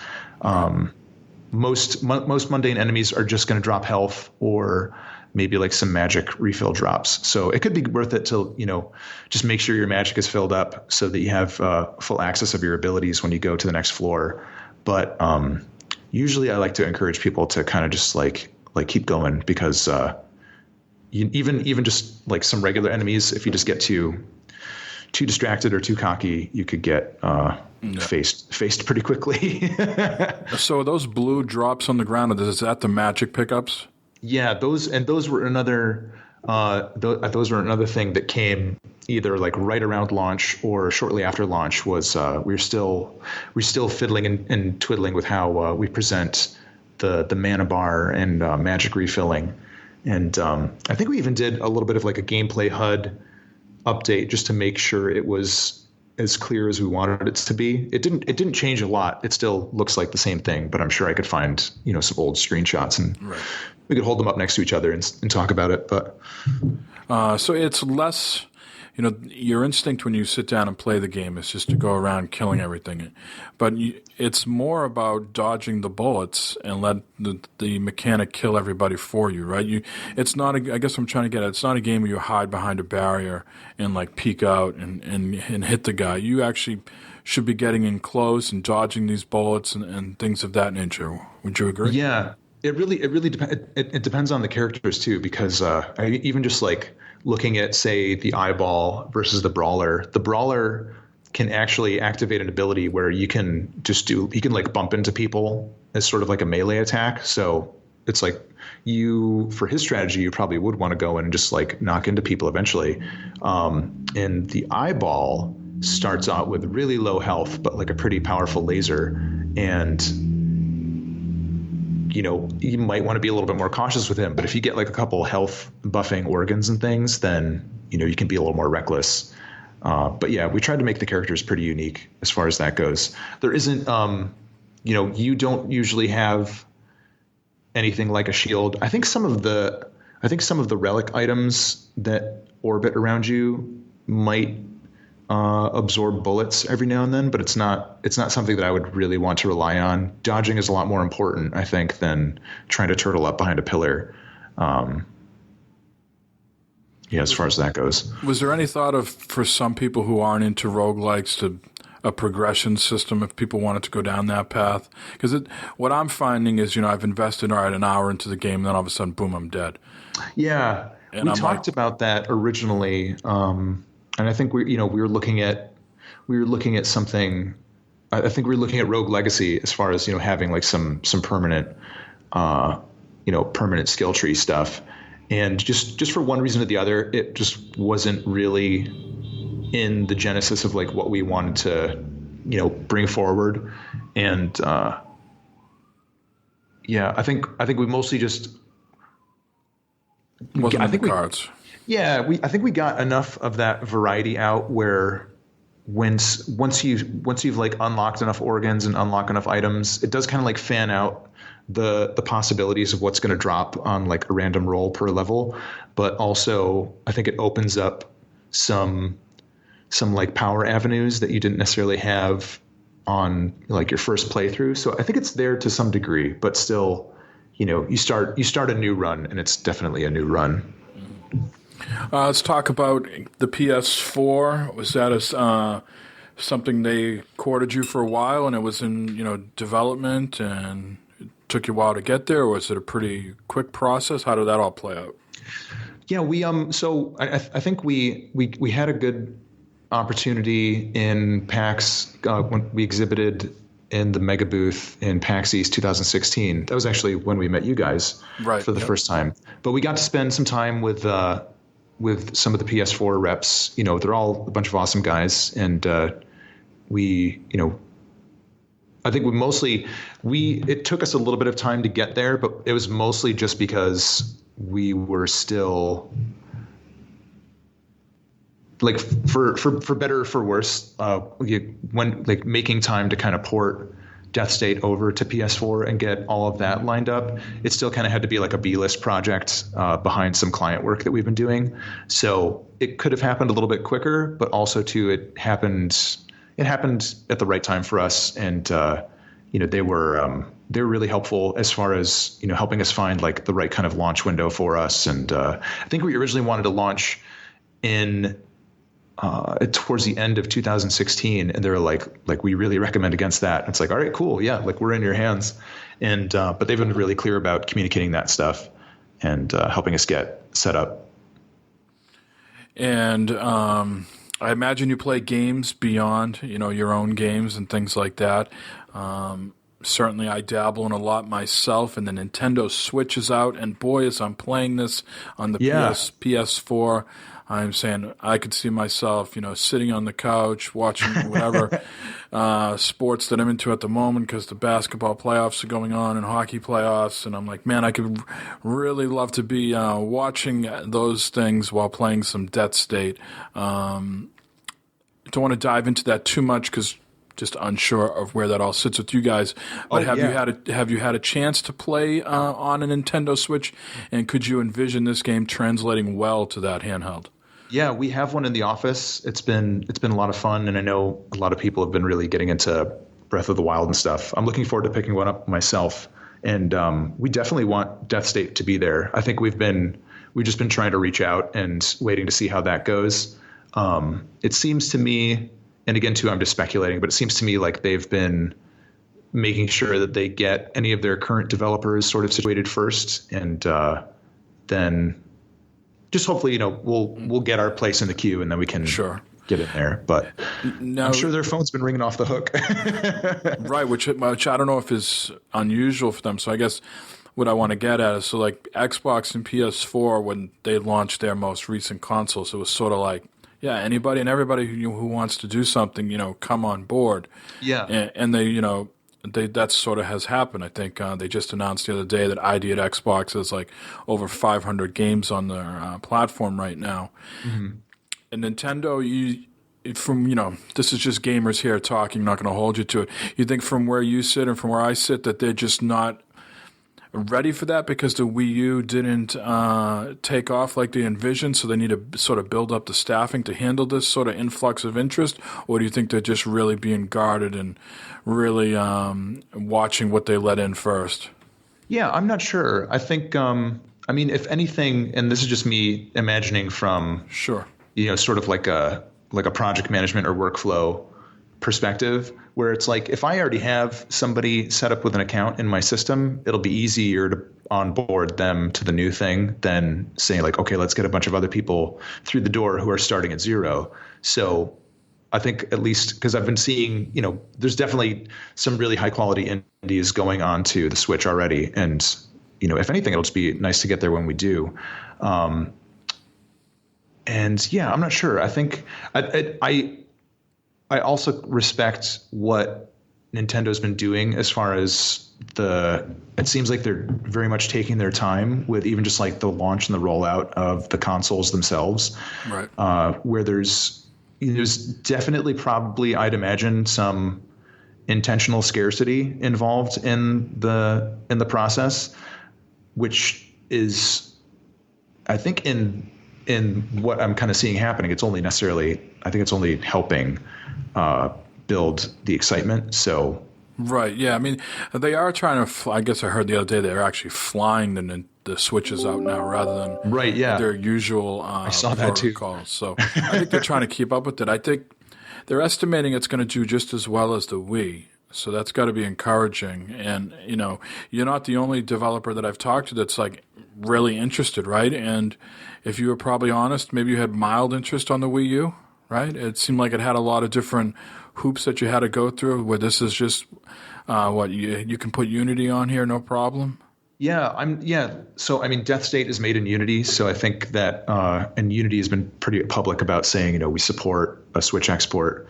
Honestly, I think we would have probably been interested in getting DeathState onto like all consoles sooner. It's like we'd still like to go to Xbox at some point. It's just we kind of had to pick one as far as like what we were going to pursue first. And if we just gotten it out like a year earlier, like we would have had more time to kind of consider these things in 2016 instead of looking at sort of our PlayStation launch in 2014. So I think it just kind of took us a minute with our development cycle. Gotcha.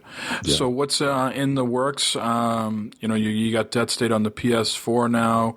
You mentioned you do some client work, but are you guys doing any unique creative stuff now down the road that people could possibly get their hands on? Or yeah, we have.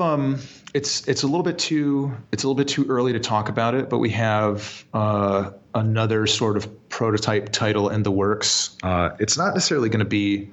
It's not going to be a follow-up to DeathState, but it's Matt Leffler and I are working on it as sort of the core team, and I think it's going to have some similar interest or appeal, but just like definitely a different kind of game.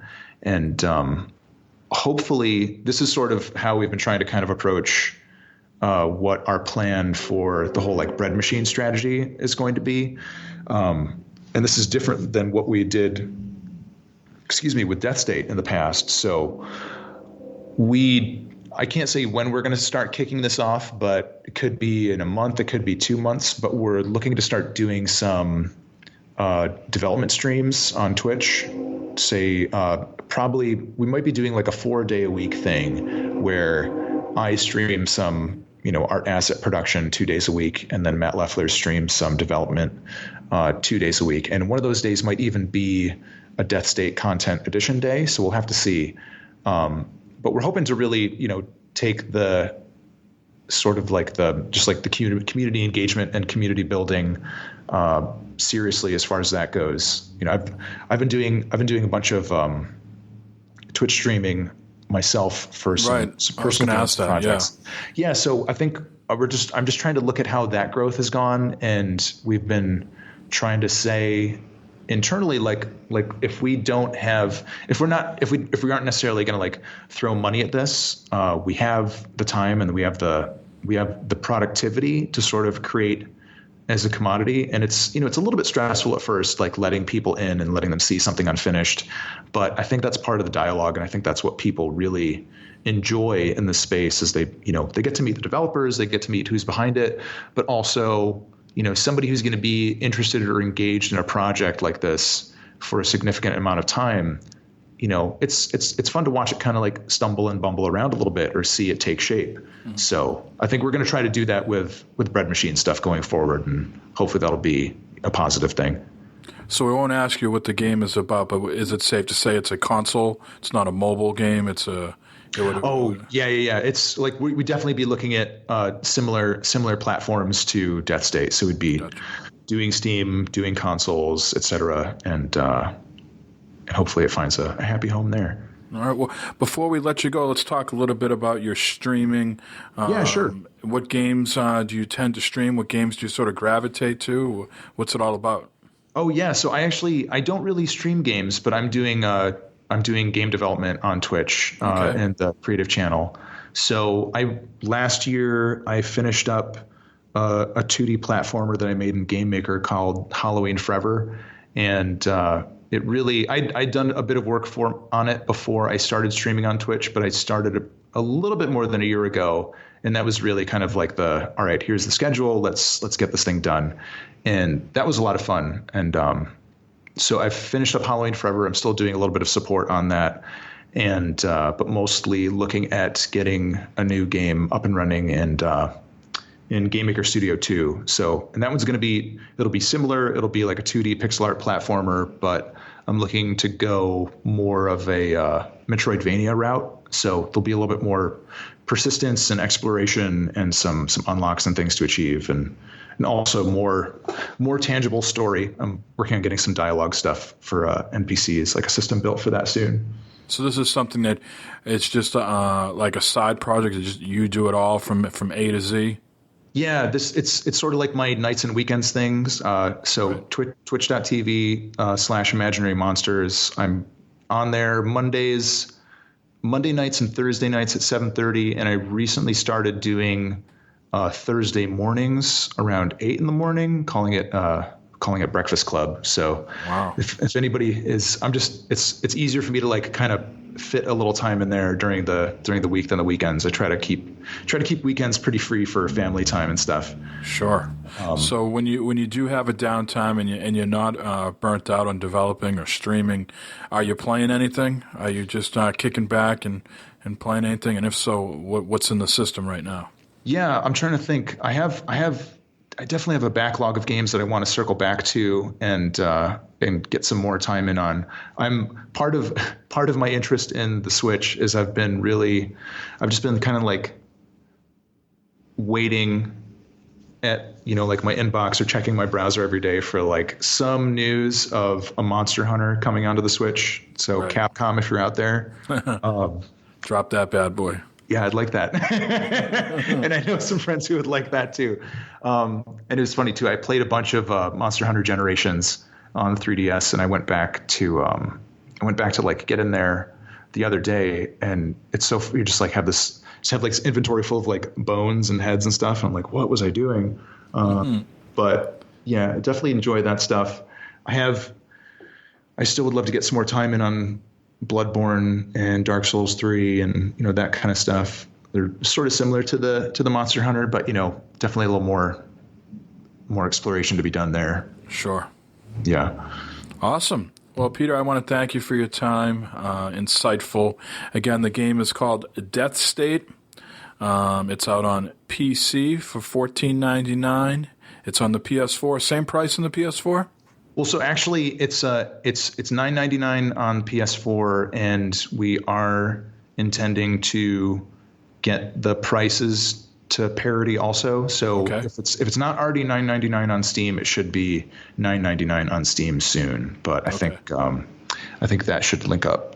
Okay, very cool. So there you have it. They would just announced the price drop: $9.99 Steam, $9.99 on the PS4. Go check it out. It's roguelike, bullet hell, DeathState. I enjoyed it a lot, and I think you guys out there would as well. So again, Peter, thanks for your time. Yeah, absolutely, Mike. Thank you. This has been great.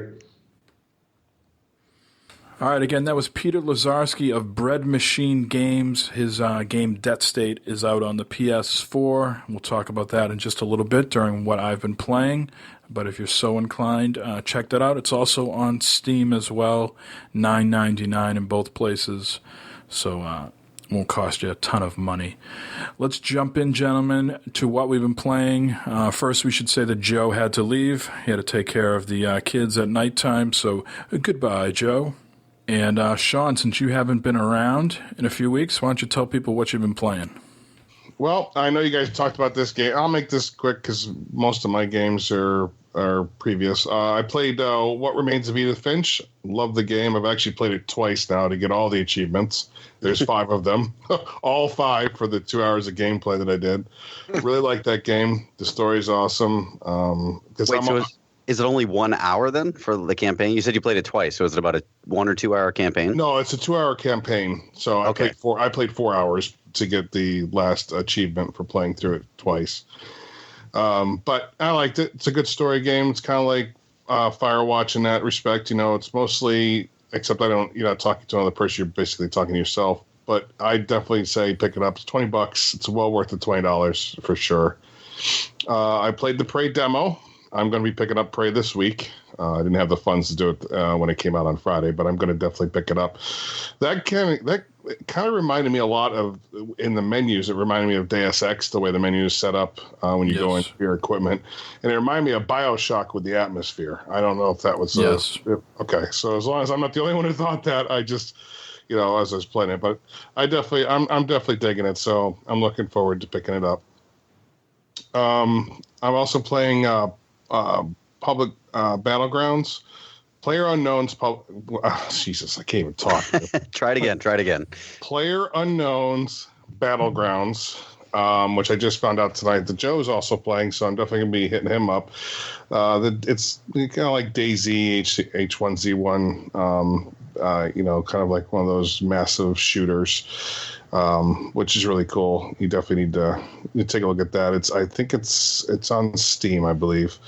It's also going to be coming to consoles, but that's, I think, in the news. I'll leave it there. And I played Ark because they came out with a hella patch this week, and that's also in the news. So that's it for me.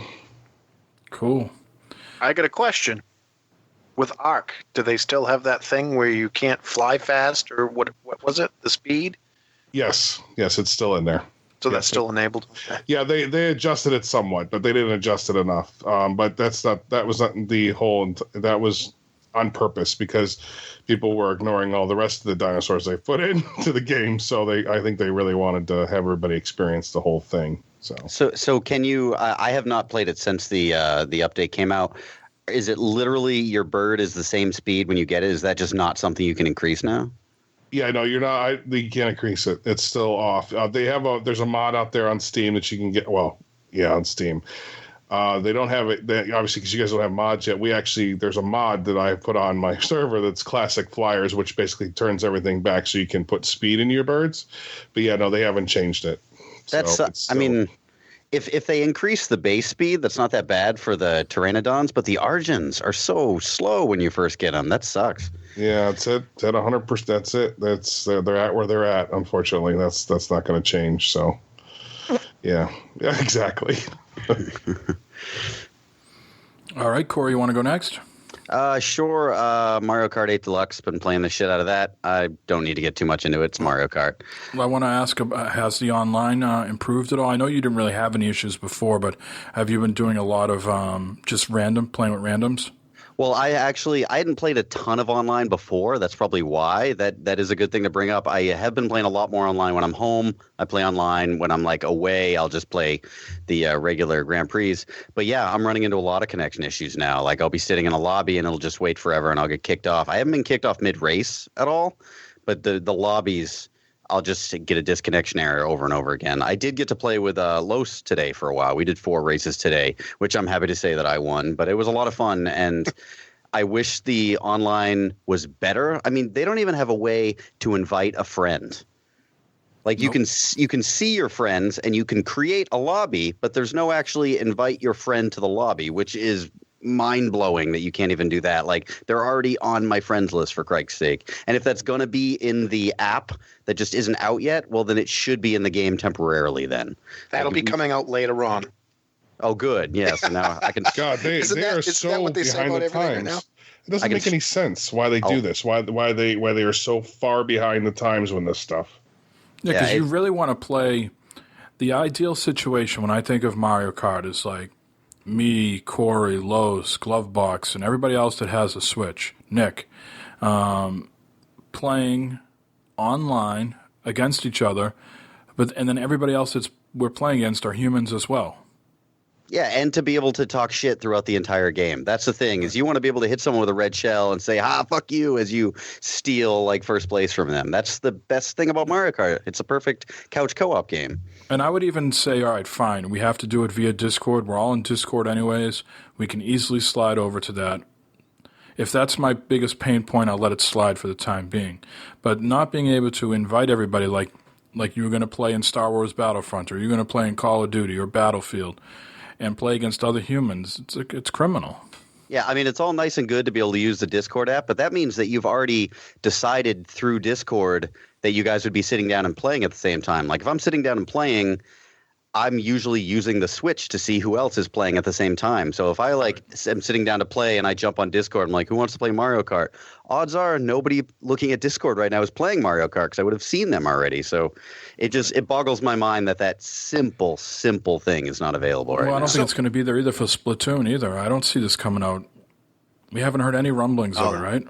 They got to all on that. They got to get the app out. I would be surprised if it wasn't in Splatoon, because I mean, that's an online multiplayer game, but I'm shocked to see it's not in Mario Kart too, so who knows? What was the status for Splatoon, the first one? What was the scenario? You were lost, same thing as it is now for Mario Kart? I believe someone might be able to correct me if I'm wrong, because I don't think I knew anybody else who had Splatoon at the time. So I think what you could do is you could just play online with randoms, 4v4, or you could invite someone in to play a 1-versus-1 private match. And that was it in the beginning. They did add a lot to it. There were a few more updates to Splatoon, so maybe they changed that. So I don't know. So maybe I missed it, but how do you guys get into Mario Kart together? Private rooms. Yeah, so what I did is I saw that Los was on, because I have him on my friends list, and I messaged him on Twitter. And I said, hey, I have a room created. I can't invite you, but you can join me, which is weird. You can go one way, but not the other. So he joined me. I waited for a minute to see if he was going to jump in, and he did. So then rather than just wait for randoms, we just raced like a one-on-one. So it would have been more fun with more people. But so you can't invite, but if you start a game up in a private room and they're on your friends list, they can go in, and there's the option to join you. Right. And at that point, you're playing against NPCs, though. You're playing against AI bots. Right. Or you can shut them off and play with no comms. That's what we did. Yeah, that's no fun, though. And the only other game I've been playing is Prey. I bought that the day it was available, and I do not regret my purchase. I did purchase it on the PS4, and apparently Joe pointed out there has been problems with it. Like, people are complaining about the control. Control lag. Yeah, and I didn't notice it the first time I played it. I streamed it for like that first hour and a half. The next day I came back and played it. I did notice occasionally it was like as if the left stick was still being pushed. I wouldn't be pushing the left stick, but my character would walk forward like maybe 5 or 10 paces, which is a little weird, but I can correct it by pulling back on the stick. That's all I've noticed so far. I don't know if anybody else has struggled with it who's listening. It's a constant struggle, Corey, 41 years. But it's great. It's still a lot of fun. I still get the I understand the BioShock vibe. I didn't really play Deus Ex, so I can't speak to that, but I've heard a lot of people say that. To me, it feels very Dead Spacey meets Half-Life, with the way that, especially the way it began. And I like it because there's actually stealth in it. There was no real stealth in Dead Space, which I like that there's stealth in this one if you choose to go that route. And I'm like a big stealth guy, so. And I'm going to report back on episode 200 to see if the progress in the demo carries over. There's conflicting reports out there. Corey didn't use that. Jay says that they mentioned that it is available, so I have previous the game. to release that it was in there. They said when they sent that email out. I have it installed, but I have not fired it up. I still have the demo installed as well. I made sure not to delete the demo. Me too. My demo is still installed on PS4, and when I loaded it up, I looked for a continue game, and that wasn't there. So maybe there's there's like an import feature or something. Maybe if I opened up the demo, then I could play it through that or something. But I didn't. I opened up the game when I bought it. It was actually when I started playing it, it was still technically downloading. This is one of those games that when it gets to a certain point, playable during download. Maybe that had something to do with it. I don't know. All right. Well, I'll go next here since Jay and I have a lot of the same. We played some Battlefront last night, Jay, with Devious Mr. Matt, and the usual comedy of errors for someone on this cast on a PS4. Oh, yeah. None of my DLC was downloaded. And it's all of, 1.1 megabyte, for some reason. So I'd click on the DLC that it said wasn't installed, and it would bring me to the store page that said that it was Matt say to you? He said he didn't give a shit. He says, how come I don't have these issues, Jay? Yeah. Everything's working for me. I don't know. So later on, I had to physically go in and search for the individual DLCs and initiate the download, and it took literally snap your fingers. It was installed. So yeah, it was like what the deal was. For the updates, it was when the game would update, it installed them, but you can't really access them until you go through the store and until you unlock them. Yeah, right. So, it's weird. Yeah, it was weird. Yeah. So we played that, and admittedly, we were all very, very rusty and doing very, very terrible. And at the very end, the last two matches, I found my mojo a little bit, and I think you did.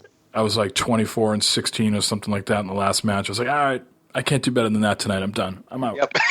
We're done. Peaked. Yep. But, still a lot of people still playing. Yeah, still a lot of fun. And you don't feel like Call of Duty and stuff when I jump in like that. I just feel like I have no chance at all. With Battlefront, it's enjoyable to play, and you don't feel like you're completely overwhelmed while you're playing.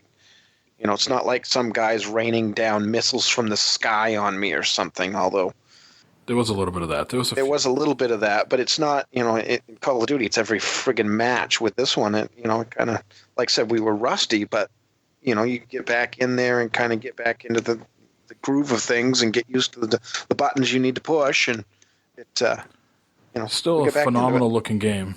Yes. Yeah. And lots of people still playing it, and I still think Drop Zone is the best mode to play. Supremacy is okay, but I enjoy Drop Zone a lot. Yeah, that's a lot of fun running to the different pods. Yep. And other than that, I have been playing some Zelda, which Jay has been playing. So I sort of, with Zelda, give myself goals. The first goal was to get to Robbie's place. I achieved that a few weeks ago. Now my goal for this week was to get all the towers. Now I have all the towers and can fast travel around. So now what I'm doing is I'm going after all the low-hanging fruit. So I'm going to every tower, and I'm looking down and seeing if any shrines are available. Can I see any shrines from these towers? And I'm pinning them, I'm going to solve them, and then I go to the next tower and rinse, repeat. And once I have that done, that I can, all the shrines that are visible are gone, then I'm going to start jumping into story, back into story, side quest, main quest, and things like that. But how many hearts do you have now? I have 10. Yeah, that's what I've got. I've got 10 hearts, and I think I got enough. I have 5 orbs in the holster. Ooh. So I could get 11 hearts, or I might go with another stamina, because I have 2 stamina beyond what they give you. Yeah, I've done 3 stamina. So. Yeah, I did. 2 got me through most of the game, and I think I went up to the 3rd one shortly before the end. But I mean, that's pretty much all you need, as long as you carry around a few things you've cooked that can add to your stamina in case you fall, find yourself short when you're climbing a really high climb. But everything else I would put into hearts. I would recommend too going to stables and talking to everybody at a stable, because you get a lot of side quests that way. Yep. Yeah. Shrine quest and stuff like that. Hidden shrines and. Yeah, what about those? So some of those hidden shrines that are like built into the ground and stuff. I got to go back. I put pins on them to come back and revisit. Yeah, I put stickers on them. There's one actually. Stamps. You know that tower in the Gerudo area, that like last one you found, Mike, that was really tough to find? There's one of those towers in the ground, or shrines in the ground, where like if you wait until the shadow of that tower is just at the exact right spot and you shoot an arrow at the sun, it will make a shrine rise in that area, which is kind of a throwback to Ocarina, how you'd get like the fire arrows. But it's really cool. You literally have to wait until the shadow moves. And I didn't even notice that through the day-night cycle, the shadows will literally move very slowly across the ground, like during the day-night cycle, which is really cool. Yeah, and it goes quick though with the shadow. Yeah, well, this one like I was way too early for, so I literally had to like sit on the spot and just wait for it to creep all the way across. Oh yeah. I'm having a hard time now with the horses, the guys on the horses. I don't know what they're called, half man, half horse. Oh yeah, I have to go get one of them. There's a shrine in the Tamatha, or that whatever that tower it's called, something like that, Tamatha or Tabitha or something like that. Mm-hmm.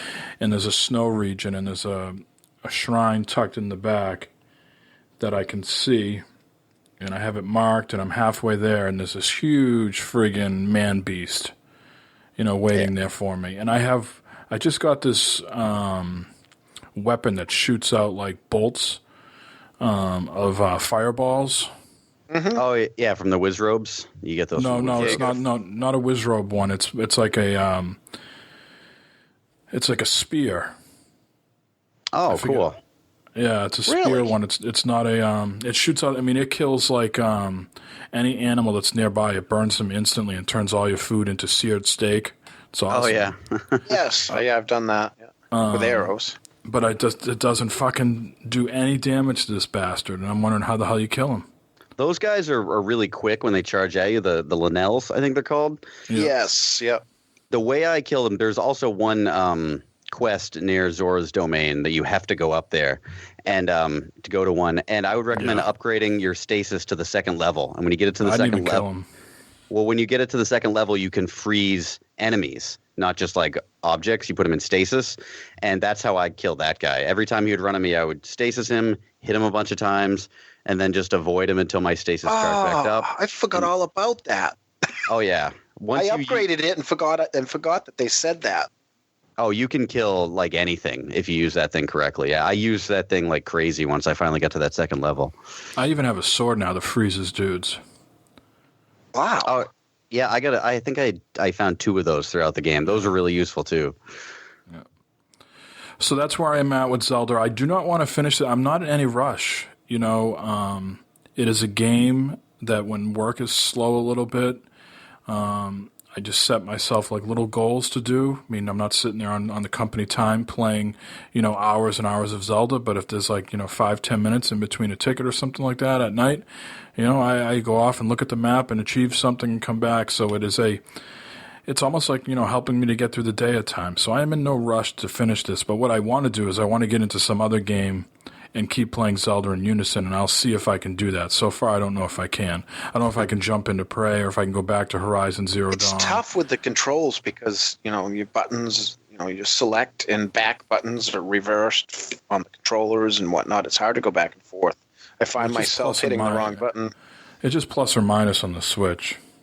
Well, I've always found, too, like, I've played, quite a few Zelda games, and that's one game where if I stop playing Zelda for a little while, it's never a game I can come back to and pick up where I left off because I'm always like, what the fuck was I doing? So there's been a handful of Zeldas that I played a ways into, like Ocarina. I played that for a while, left it, came back to it, and I had to restart. I think that happened with Phantom Hourglass. I did that too. There's no way I would start this game over again. Right, so that would be a danger I would worry about. Hell no.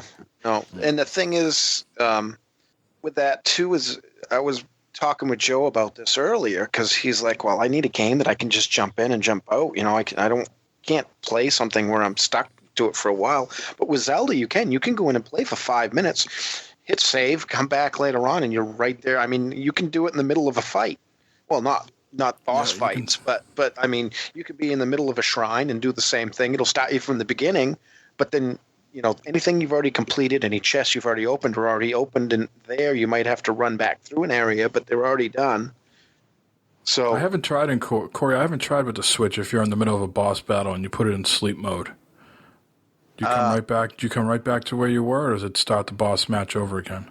I never put it in sleep mode during boss matches. I do know there were very few moments where I tried to save and it just said saving is not an option right now. Yeah, I've only had that happen once, and that was like a boss in one of the quests, But like a Hinox or anything like that, pause it right there. Drops you back. I have yet to try to kill one of them. Now that I have the stasis, like freeze them. Now shoot him in the eye. Yeah, shoot him in the eye with the bomb arrows. That's how I usually kill them. I shoot him in the eye, and then I run up with like either an axe or the claymore or something like that, and you do the thing where you push the where you wind up, and it uses your mana there. You just spin around in there and just keep hitting their legs, and then dive out of the way when they sit. So, welcome to the Zelda podcast. Yes, we will move on. No, that's it. That's it. And other than that, I've been playing DeathState. As you heard, I talked to Peter about that. I really enjoy this game. I love the fact that it does the shooting for you, and it's more about dodging the bullets. But I'm just not very good at these types of games. But there's something very enjoyable about this one, and I keep going back and playing it. Bullet hell, I love them. It's on PS4, right? Yes, yep. I keep telling him, I told him in the interview, I was like, this has got to come to the Switch. You got to bring this over. And then I've been playing Flinthook on the Xbox One. This game is really done well. It's got some really neat ideas. Another game I'm just absolutely terrible at. I don't know what it is, but I have an inability to move out of the way when there's too many things coming at me. So Flinthook, you could have like power beams coming down, you could have moving spike balls on the bottom, and you can have guys shooting at you. So I'm trying to dodge 3 different things and not lose any health and get to the next room that I need to go to, or defeat these guys and get a treasure chest or something like that. And I think they've really done a great job with it. I'm just terrible at it. I keep going back because I enjoy it. I like the mechanic. I like the way they have the rooms, like Binding of Isaac, how that little map, Corey, it was like, question mark, like you don't really expose the full map until you go into that room, and it kind of builds up. It's got that like in the upper right-hand corner. But man, I'm so god-awful at it. You're kind of selling me on it. Like I do really want it, but then when you mentioned the Switch, I'm like, oh yeah, that does seem like a great game for the Switch. I really want Enter the Gungeon for the Switch too. I don't know if Flinthook's going to come to the Switch. DeathState is, they're open to the idea. They just got to get Nintendo's attention. But that's about it. Jay, anything else that you need to add on? I think we covered your 2 games. It was the only other thing was balls. Do we need to talk about balls anymore? Yeah, just still playing with my balls, and there's no buttons on this one. It's all touch. All right. I thought that we established you did have a button. I thought we already went through that earlier. Yeah. Let's not go back there. No, analog. All analog balls. Yeah. All right, Corey, let's play the music for some news. Yes, sir. Extra, extra, read all about it. All right, let's get into the notable releases this week. NBA Playgrounds is coming to all the consoles, including Switch. I'll be picking this up. Some 2-on-2 basketball with big bobbleheads on the Switch. Yeah, boy. Now, I have a question for you with this one. Yes. It's coming out on Switch. But we've already established that the multiplayer on Switch is not quite there. So are you going to pick it up on Switch or something else? I'm playing it on I want to play it on the Switch. I don't play a lot of basketball online because I just never have. I'm more interested in playing this. I'm sure they have some sort of offline mode. I mean, if other people get it too, I'll play against other people. And I thought that was the pull for this game, was that you're playing against others. So. The poll for me is just having a really. I've always liked these like NBA Jam. I loved NBA Street and NBA. I'm not sure how many they put out of those, 3 or maybe 2, but I played the shit out of those on the original Xbox and the 360 maybe too. So this has a robust single player in it then? I think so. Yep. I'll look obviously before I buy, but the online is not a huge thing for me. Alrighty.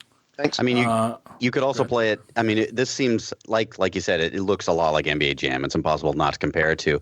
But this seems like it would be a fun party game to bring to someone else who has a Switch, to play locally like that. Or if 4 people had Switches to sit around and play, just everybody control one player. That seems like it'd be a lot of fun. But I would be remiss if I didn't say I would definitely play it online. So hopefully they get that going on the Switch. Yeah, I'll keep you posted. It's coming out in 2 days. So if it's got online and it's pretty decent, I'll let you know. Maybe you'll pick it up. Yeah, maybe. I've been thinking about it. Strafe is coming out from Devolver Digital. It's coming to PC and to consoles, or maybe just PS4. This is a roguelike first-person shooter with some sci-fi stuff going on. I actually pre-ordered the physical copy of this, the limited edition company, whatever those specialty runs. I think they only make 2,000 of them. Limited run? Yeah, no, not limited run. It's something that it's the other Devolver company that uses. does it? Yeah. I want to say it's called Special Edition or something like that. Yeah. And then for the PS4, Loco Roco Remastered, which looks a lot like Snipper Clips. Yeah, it does. Or does Snipper Clips look a lot like Loco Roco? You tell me. So anyway, Sean, are you there, Sean? Yes, sir, I am.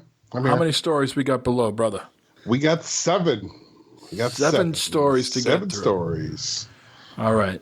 Let's dive into these as quickly as possible. We didn't have an Assassin's Creed game in 2016. Are you guys aware of this? It was all right. Vaguely aware, yes.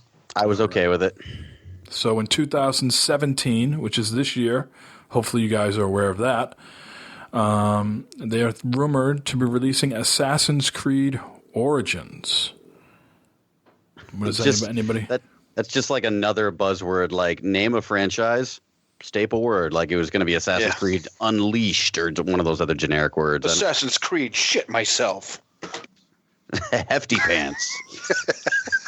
So this is maybe set in Egypt. They have, obviously we don't know, but that's the rumor. The plot apparently centers around the original Assassin's Guild, which explains the new title of Origins. Much like Syndicate, Origins will have a male and female main character, which you can choose from. The main quest will be centered in Egypt. An internal teaser trailer is reported to show Origins transitioning between time periods and locations, including an Asian country, World War II era France, and a modern-day Abster... Not even sure how you pronounce that. Abstergo. Is that how you pronounce that? I don't know. Abstergo? Oh, is that what they're... is that how you yes, Abstergo. Yeah. Industries facility. Okay, shows you how much Assassin's Creed I know. Sue me. So I think a year off for any franchise is a good thing. Sort of regroup. So I'll be curious to see what comes of this. Not super excited for it, but we'll see. Next, Sean, Ark Survival Evolved gets sharks with laser beams. Tell me about that. Yeah, so Ark just came out with one of their biggest patches that added a lot of stuff in the game, including but we never knew it was coming till now, a end game mechanic. So they're starting to fire up to the end game of Ark, which I didn't ever think that was even possible, because it seems like this game has been in beta for years. So basically they added a whole bunch of new things. They added bees, which is entertaining to say the least. Hell pigs, which is even funnier because they definitely look like hell pigs if you see them. Tech caves. They now have an active volcano. So for those that do play Ark that maybe had a base on the volcano, well, it's probably a lot hotter up there these days. Well, they made the announcement, and I think they actually push back the patch. Yeah, they pushed it back, so people could move their base. Move their base. There's 15 new music tracks per biome. They have now full gamepad input for, and I'm assuming console gamepad functionality on the PC. They have the center got a new update. They have a sharks with frickin' laser beams. So they've added a tech suit for your Megalodon. And they also put a new emote in the game like Dr. Evil would. So your character can now do the Dr. Evil with his finger up to his mouth emote. So that's interesting. And they've changed all the alphas to have their own Apex items. So it's a huge, huge update. Sean, I have an important question. Sorry, Corey. Go ahead. After you've pressed that button, do you then put the finger up to your mouth, or do you wait a few minutes? No, you do a couple seconds and it's up. So it immediately goes up when you push the button. No, he didn't get what I was getting at, but that's all right. Oh, never mind. The whole button thing. I'm sorry. I was trying to go past that, but apparently we're not going to do that. So he's got to pet Mr. Bigglesworth first, and then he puts his finger up. So. Actually, Mr. Bigglesworth is one of the guys I play with. But okay, anyway, go ahead. What's your question, Corey? I was going to ask. I know you can put the tech outfit on your Megalon. Can you put that on any other dinos? Because one thing I really want is does anybody else remember Dino Riders, the television series from when we were kids? That's what I want. I want dinosaurs with rockets and fucking armor. That's what I want. I want that. I'll give you a rocket right now. Oh, hello. What? So they did a lot of overhaul to the UI too. So it's a lot more complicated now, but it's a lot easier once you start to use it. So they've done a lot of updates. I don't want to go into this too much because I don't know how many of our community actually plays Ark, but it's exciting for me. It'll be exciting for Corey when he finally gets this update to see what I'm talking about. But yeah, it's definitely one of the cooler things. And I'm actually, and this is a promise instead of I've said I'm going to stream before, but I really haven't had the time. I'm going to actually stream this on the Gamers in Beta, so that everybody can see what the hell I'm talking about. So maybe it's not as, it's not just me talking shit on the podcast. So I will be doing that in the next week or so to definitely get it up there so that people see why I get drawn to this game so easily. So. Excellent. Now I need your input on this next topic as well. New features revealed for Battlegrounds, alongside, tentative news about an Xbox One and PS4 release date. Yep, they are definitely going to be coming to Xbox One and PS4, but it's on hold right now. I think probably because of Xbox and PS4. I'm assuming, but they also put some crucial new improvements as far as next major update. They're going to include a system for clamping down on stream sniping, which is a huge problem. Because, if you get any of these big streamers are playing on Twitch, people can get right in the game and know exactly where they are. And, that causes a whole big thing. So it will stop streamers from being harassed when they broadcast gameplay. And they are also going to be excited for the ping limitations that will help reduce the lag. So there's been a lot of lag. You could be shooting somebody, next thing you know, they're halfway across the map and you're without, killing them and whatnot. So it's a better gun, right, Jay? And armor. Yeah, you need to don't forget the armor. Too. Very important. Yeah, the armor. Okay. So I'm really excited about this. This game is actually the first of this type of game that I will play. I don't know why. Just maybe because a lot of my friends play it. That could be it. Because I was really never into these games, but it's a lot of fun, and it's a lot of fun to play with friends. So it's definitely something. Well, I am curious to check it out eventually because I want to see the 100 people shrink down and the map gets smaller. I want to see that in action. That sounds really cool to me. Yeah. Well, then I'll tell you what. When I play with Joe, we'll play on the Gamers in Beta Twitch channel. I would watch that. I would definitely watch that. How long are the matches, too, by the way? It depends on how long it takes everybody to die. What's an average? Give us an average. I would say probably maybe 10 minutes, 15 minutes. That'd be perfect for watching. From 100 people gone in 10 minutes? Oh, well, because a lot of people like to run and gun, and as soon as somebody gets a gun or something, you're pretty much... Corey, have you seen Jay and I play video games? We would be dead in 2 seconds. True. Well, unless I hit the wrong button and grenaded him. You'd be on the Xbox while we're on the PS4. How come I can't see you guys? Where is everybody? Anyways.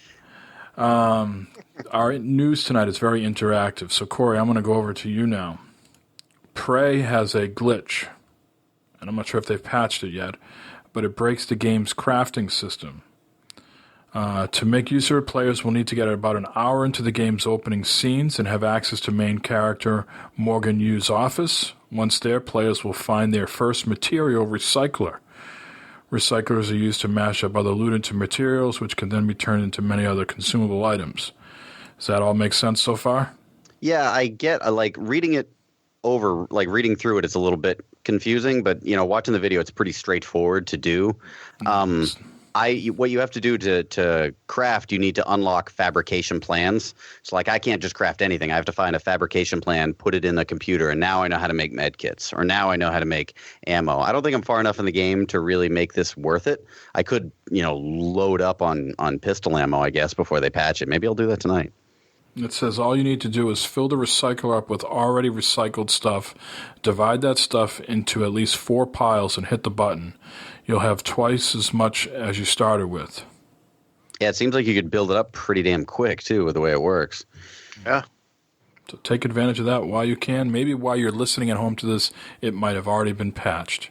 Probably. Oh, well. That's the breaks. Let's see here. Mafia 3 new DLC out May 30th. Not sure if this game has got the love that they thought it would get, but they still keep pumping out the DLC. It's going to be called Stones Unturned. It will unveil more of the story of John Donovan, Lincoln's fiery ex-CIA Vietnam buddy.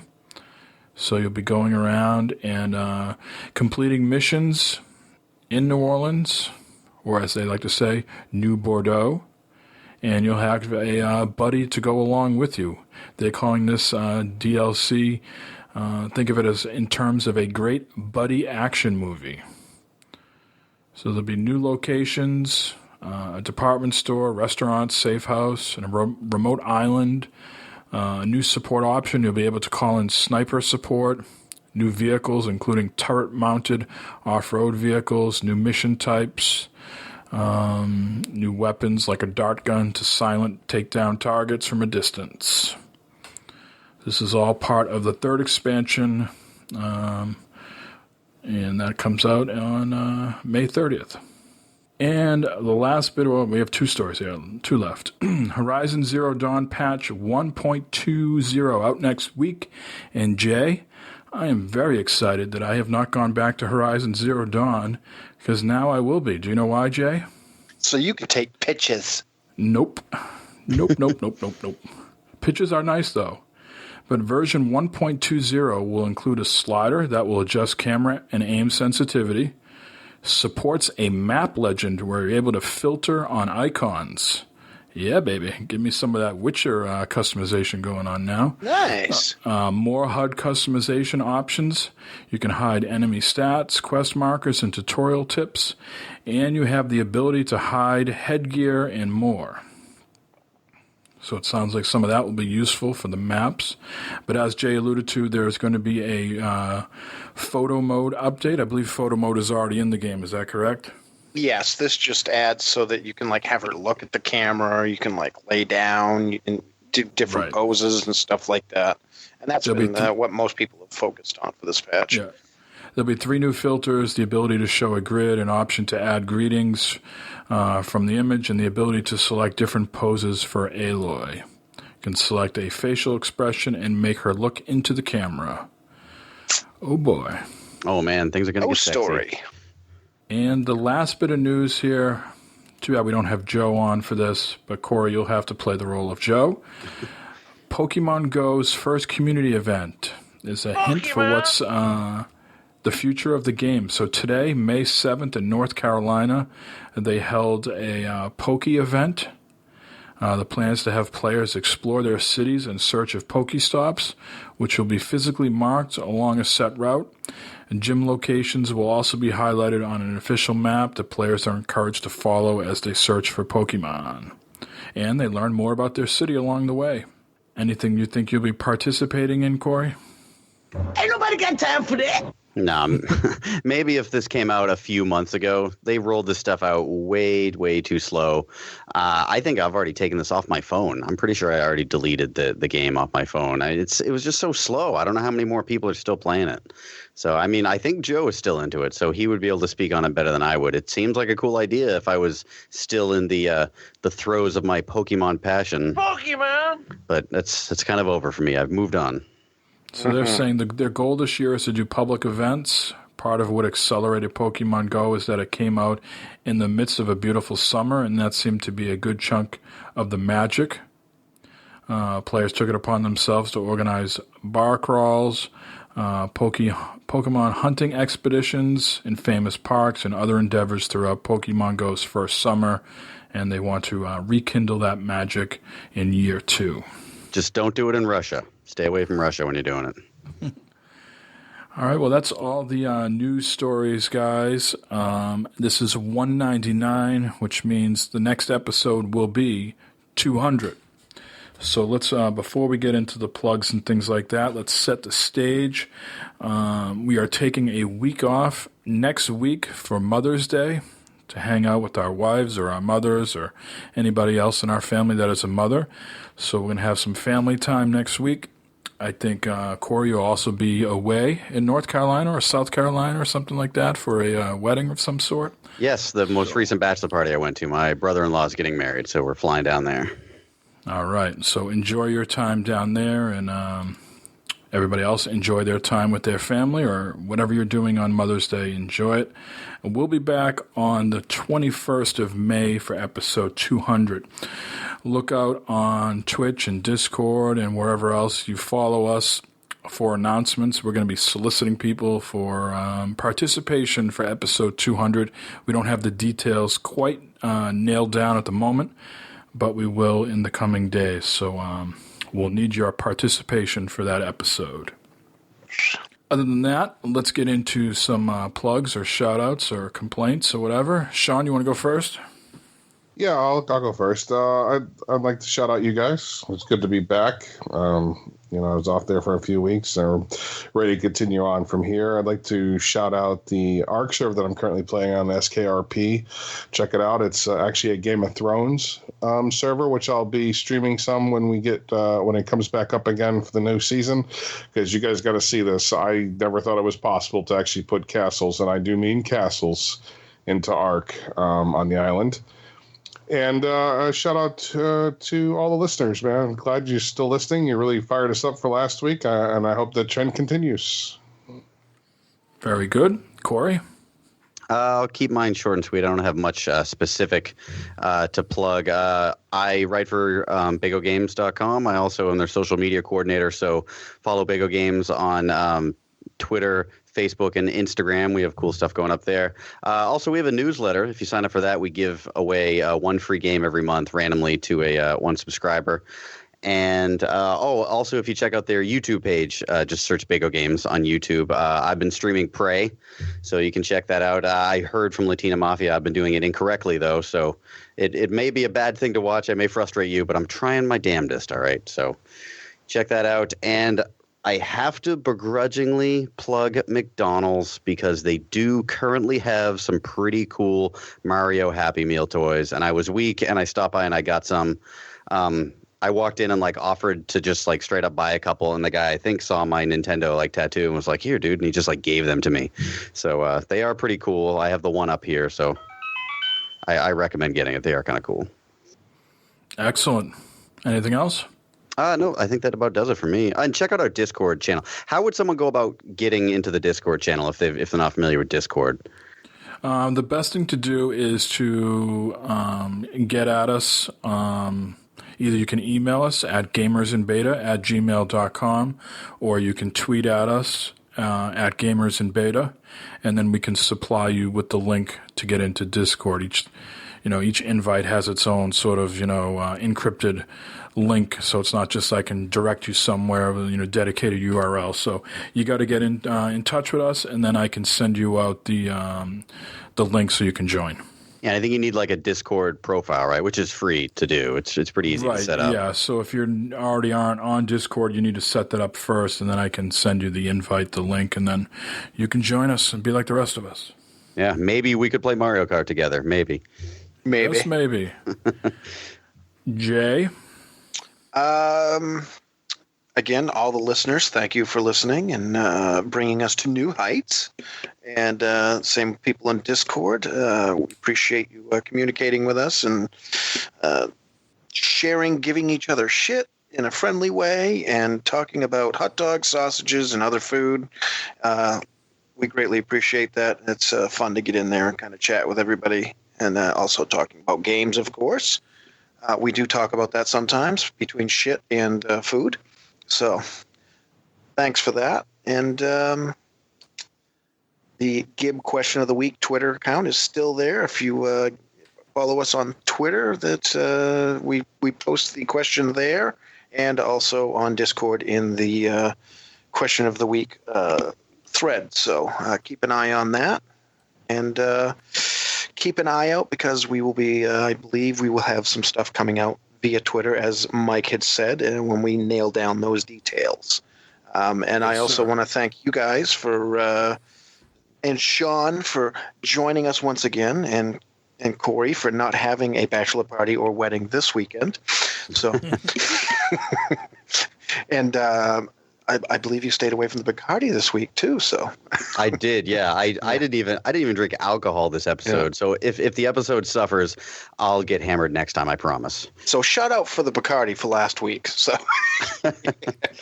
and we don't normally do it here, but I am also going to give a middle finger to cancer. I lost my aunt this week. I had mentioned it's been a kind of a crappy week, and that was why. She had stage 4 cancer for 3 years, and she succumbed to it this week. So there was that for me, and that's why it was kind of a negative week. But the chat Discord and the chat on Twitter with all of you helps to kind of raise the spirits. So thank you for that. It is a great community. That's why I wanted to mention the Discord. It's nice to have that community. Yes. Yeah. All right, OJ, our condolences for sure. We were didn't mention during the voicemail section the number, so we need to get on top of that next time. You're right. So we mention it. So let's repeat it right now: 508-658-BETA. If you want to leave us a voicemail, it could be to answer the question of the week, to complain, to give us thanks, just shoot the shit or whatever. Again, 508-658-BETA. Thanks to everybody for listening and downloading and telling your friends. This week, like I mentioned on Discord and Twitter, was our most successful episode to date. So we appreciate that, and we'll keep working to bring you bigger and better episodes. Really looking forward to 200. The first 199 have been great, so let's see what happens with 200. We miss Joe here at the end, but hopefully he'll be back for 200. Otherwise, we'll see you in 2 weeks. Enjoy your Mother's Day and the week off, and keep playing games and doing stuff. Doing stuffses. So until next time, same beta time, same beta channel. Hopefully Sean and Corey will be with us, and Joe, for our 200th. And we're skipping next week as a reminder. Enjoy that time with your mothers, whether you're married to a mother or you're celebrating with your mother. See you. Big penis.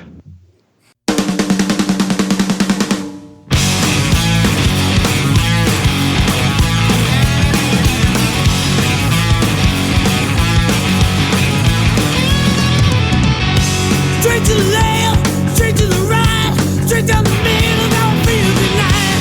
There's that front in the moonlight ride, and we go, yeah. Turn off the camera, turn off the light, get ready tonight. Get up the deck, and there's 3 of us on the roof for one. I got a lady, tough and mean, in the shower and never get clean. Said I'm ready, hon. But they like to go, yeah. Hey, get in the tub. Hey, get in the tub, come on. Hey, get in the tub. Hey, turn on the camera, turn off the light, get ready tonight. I don't want to divulge. Big penis. I do want one of those, but someday. I'm saving up.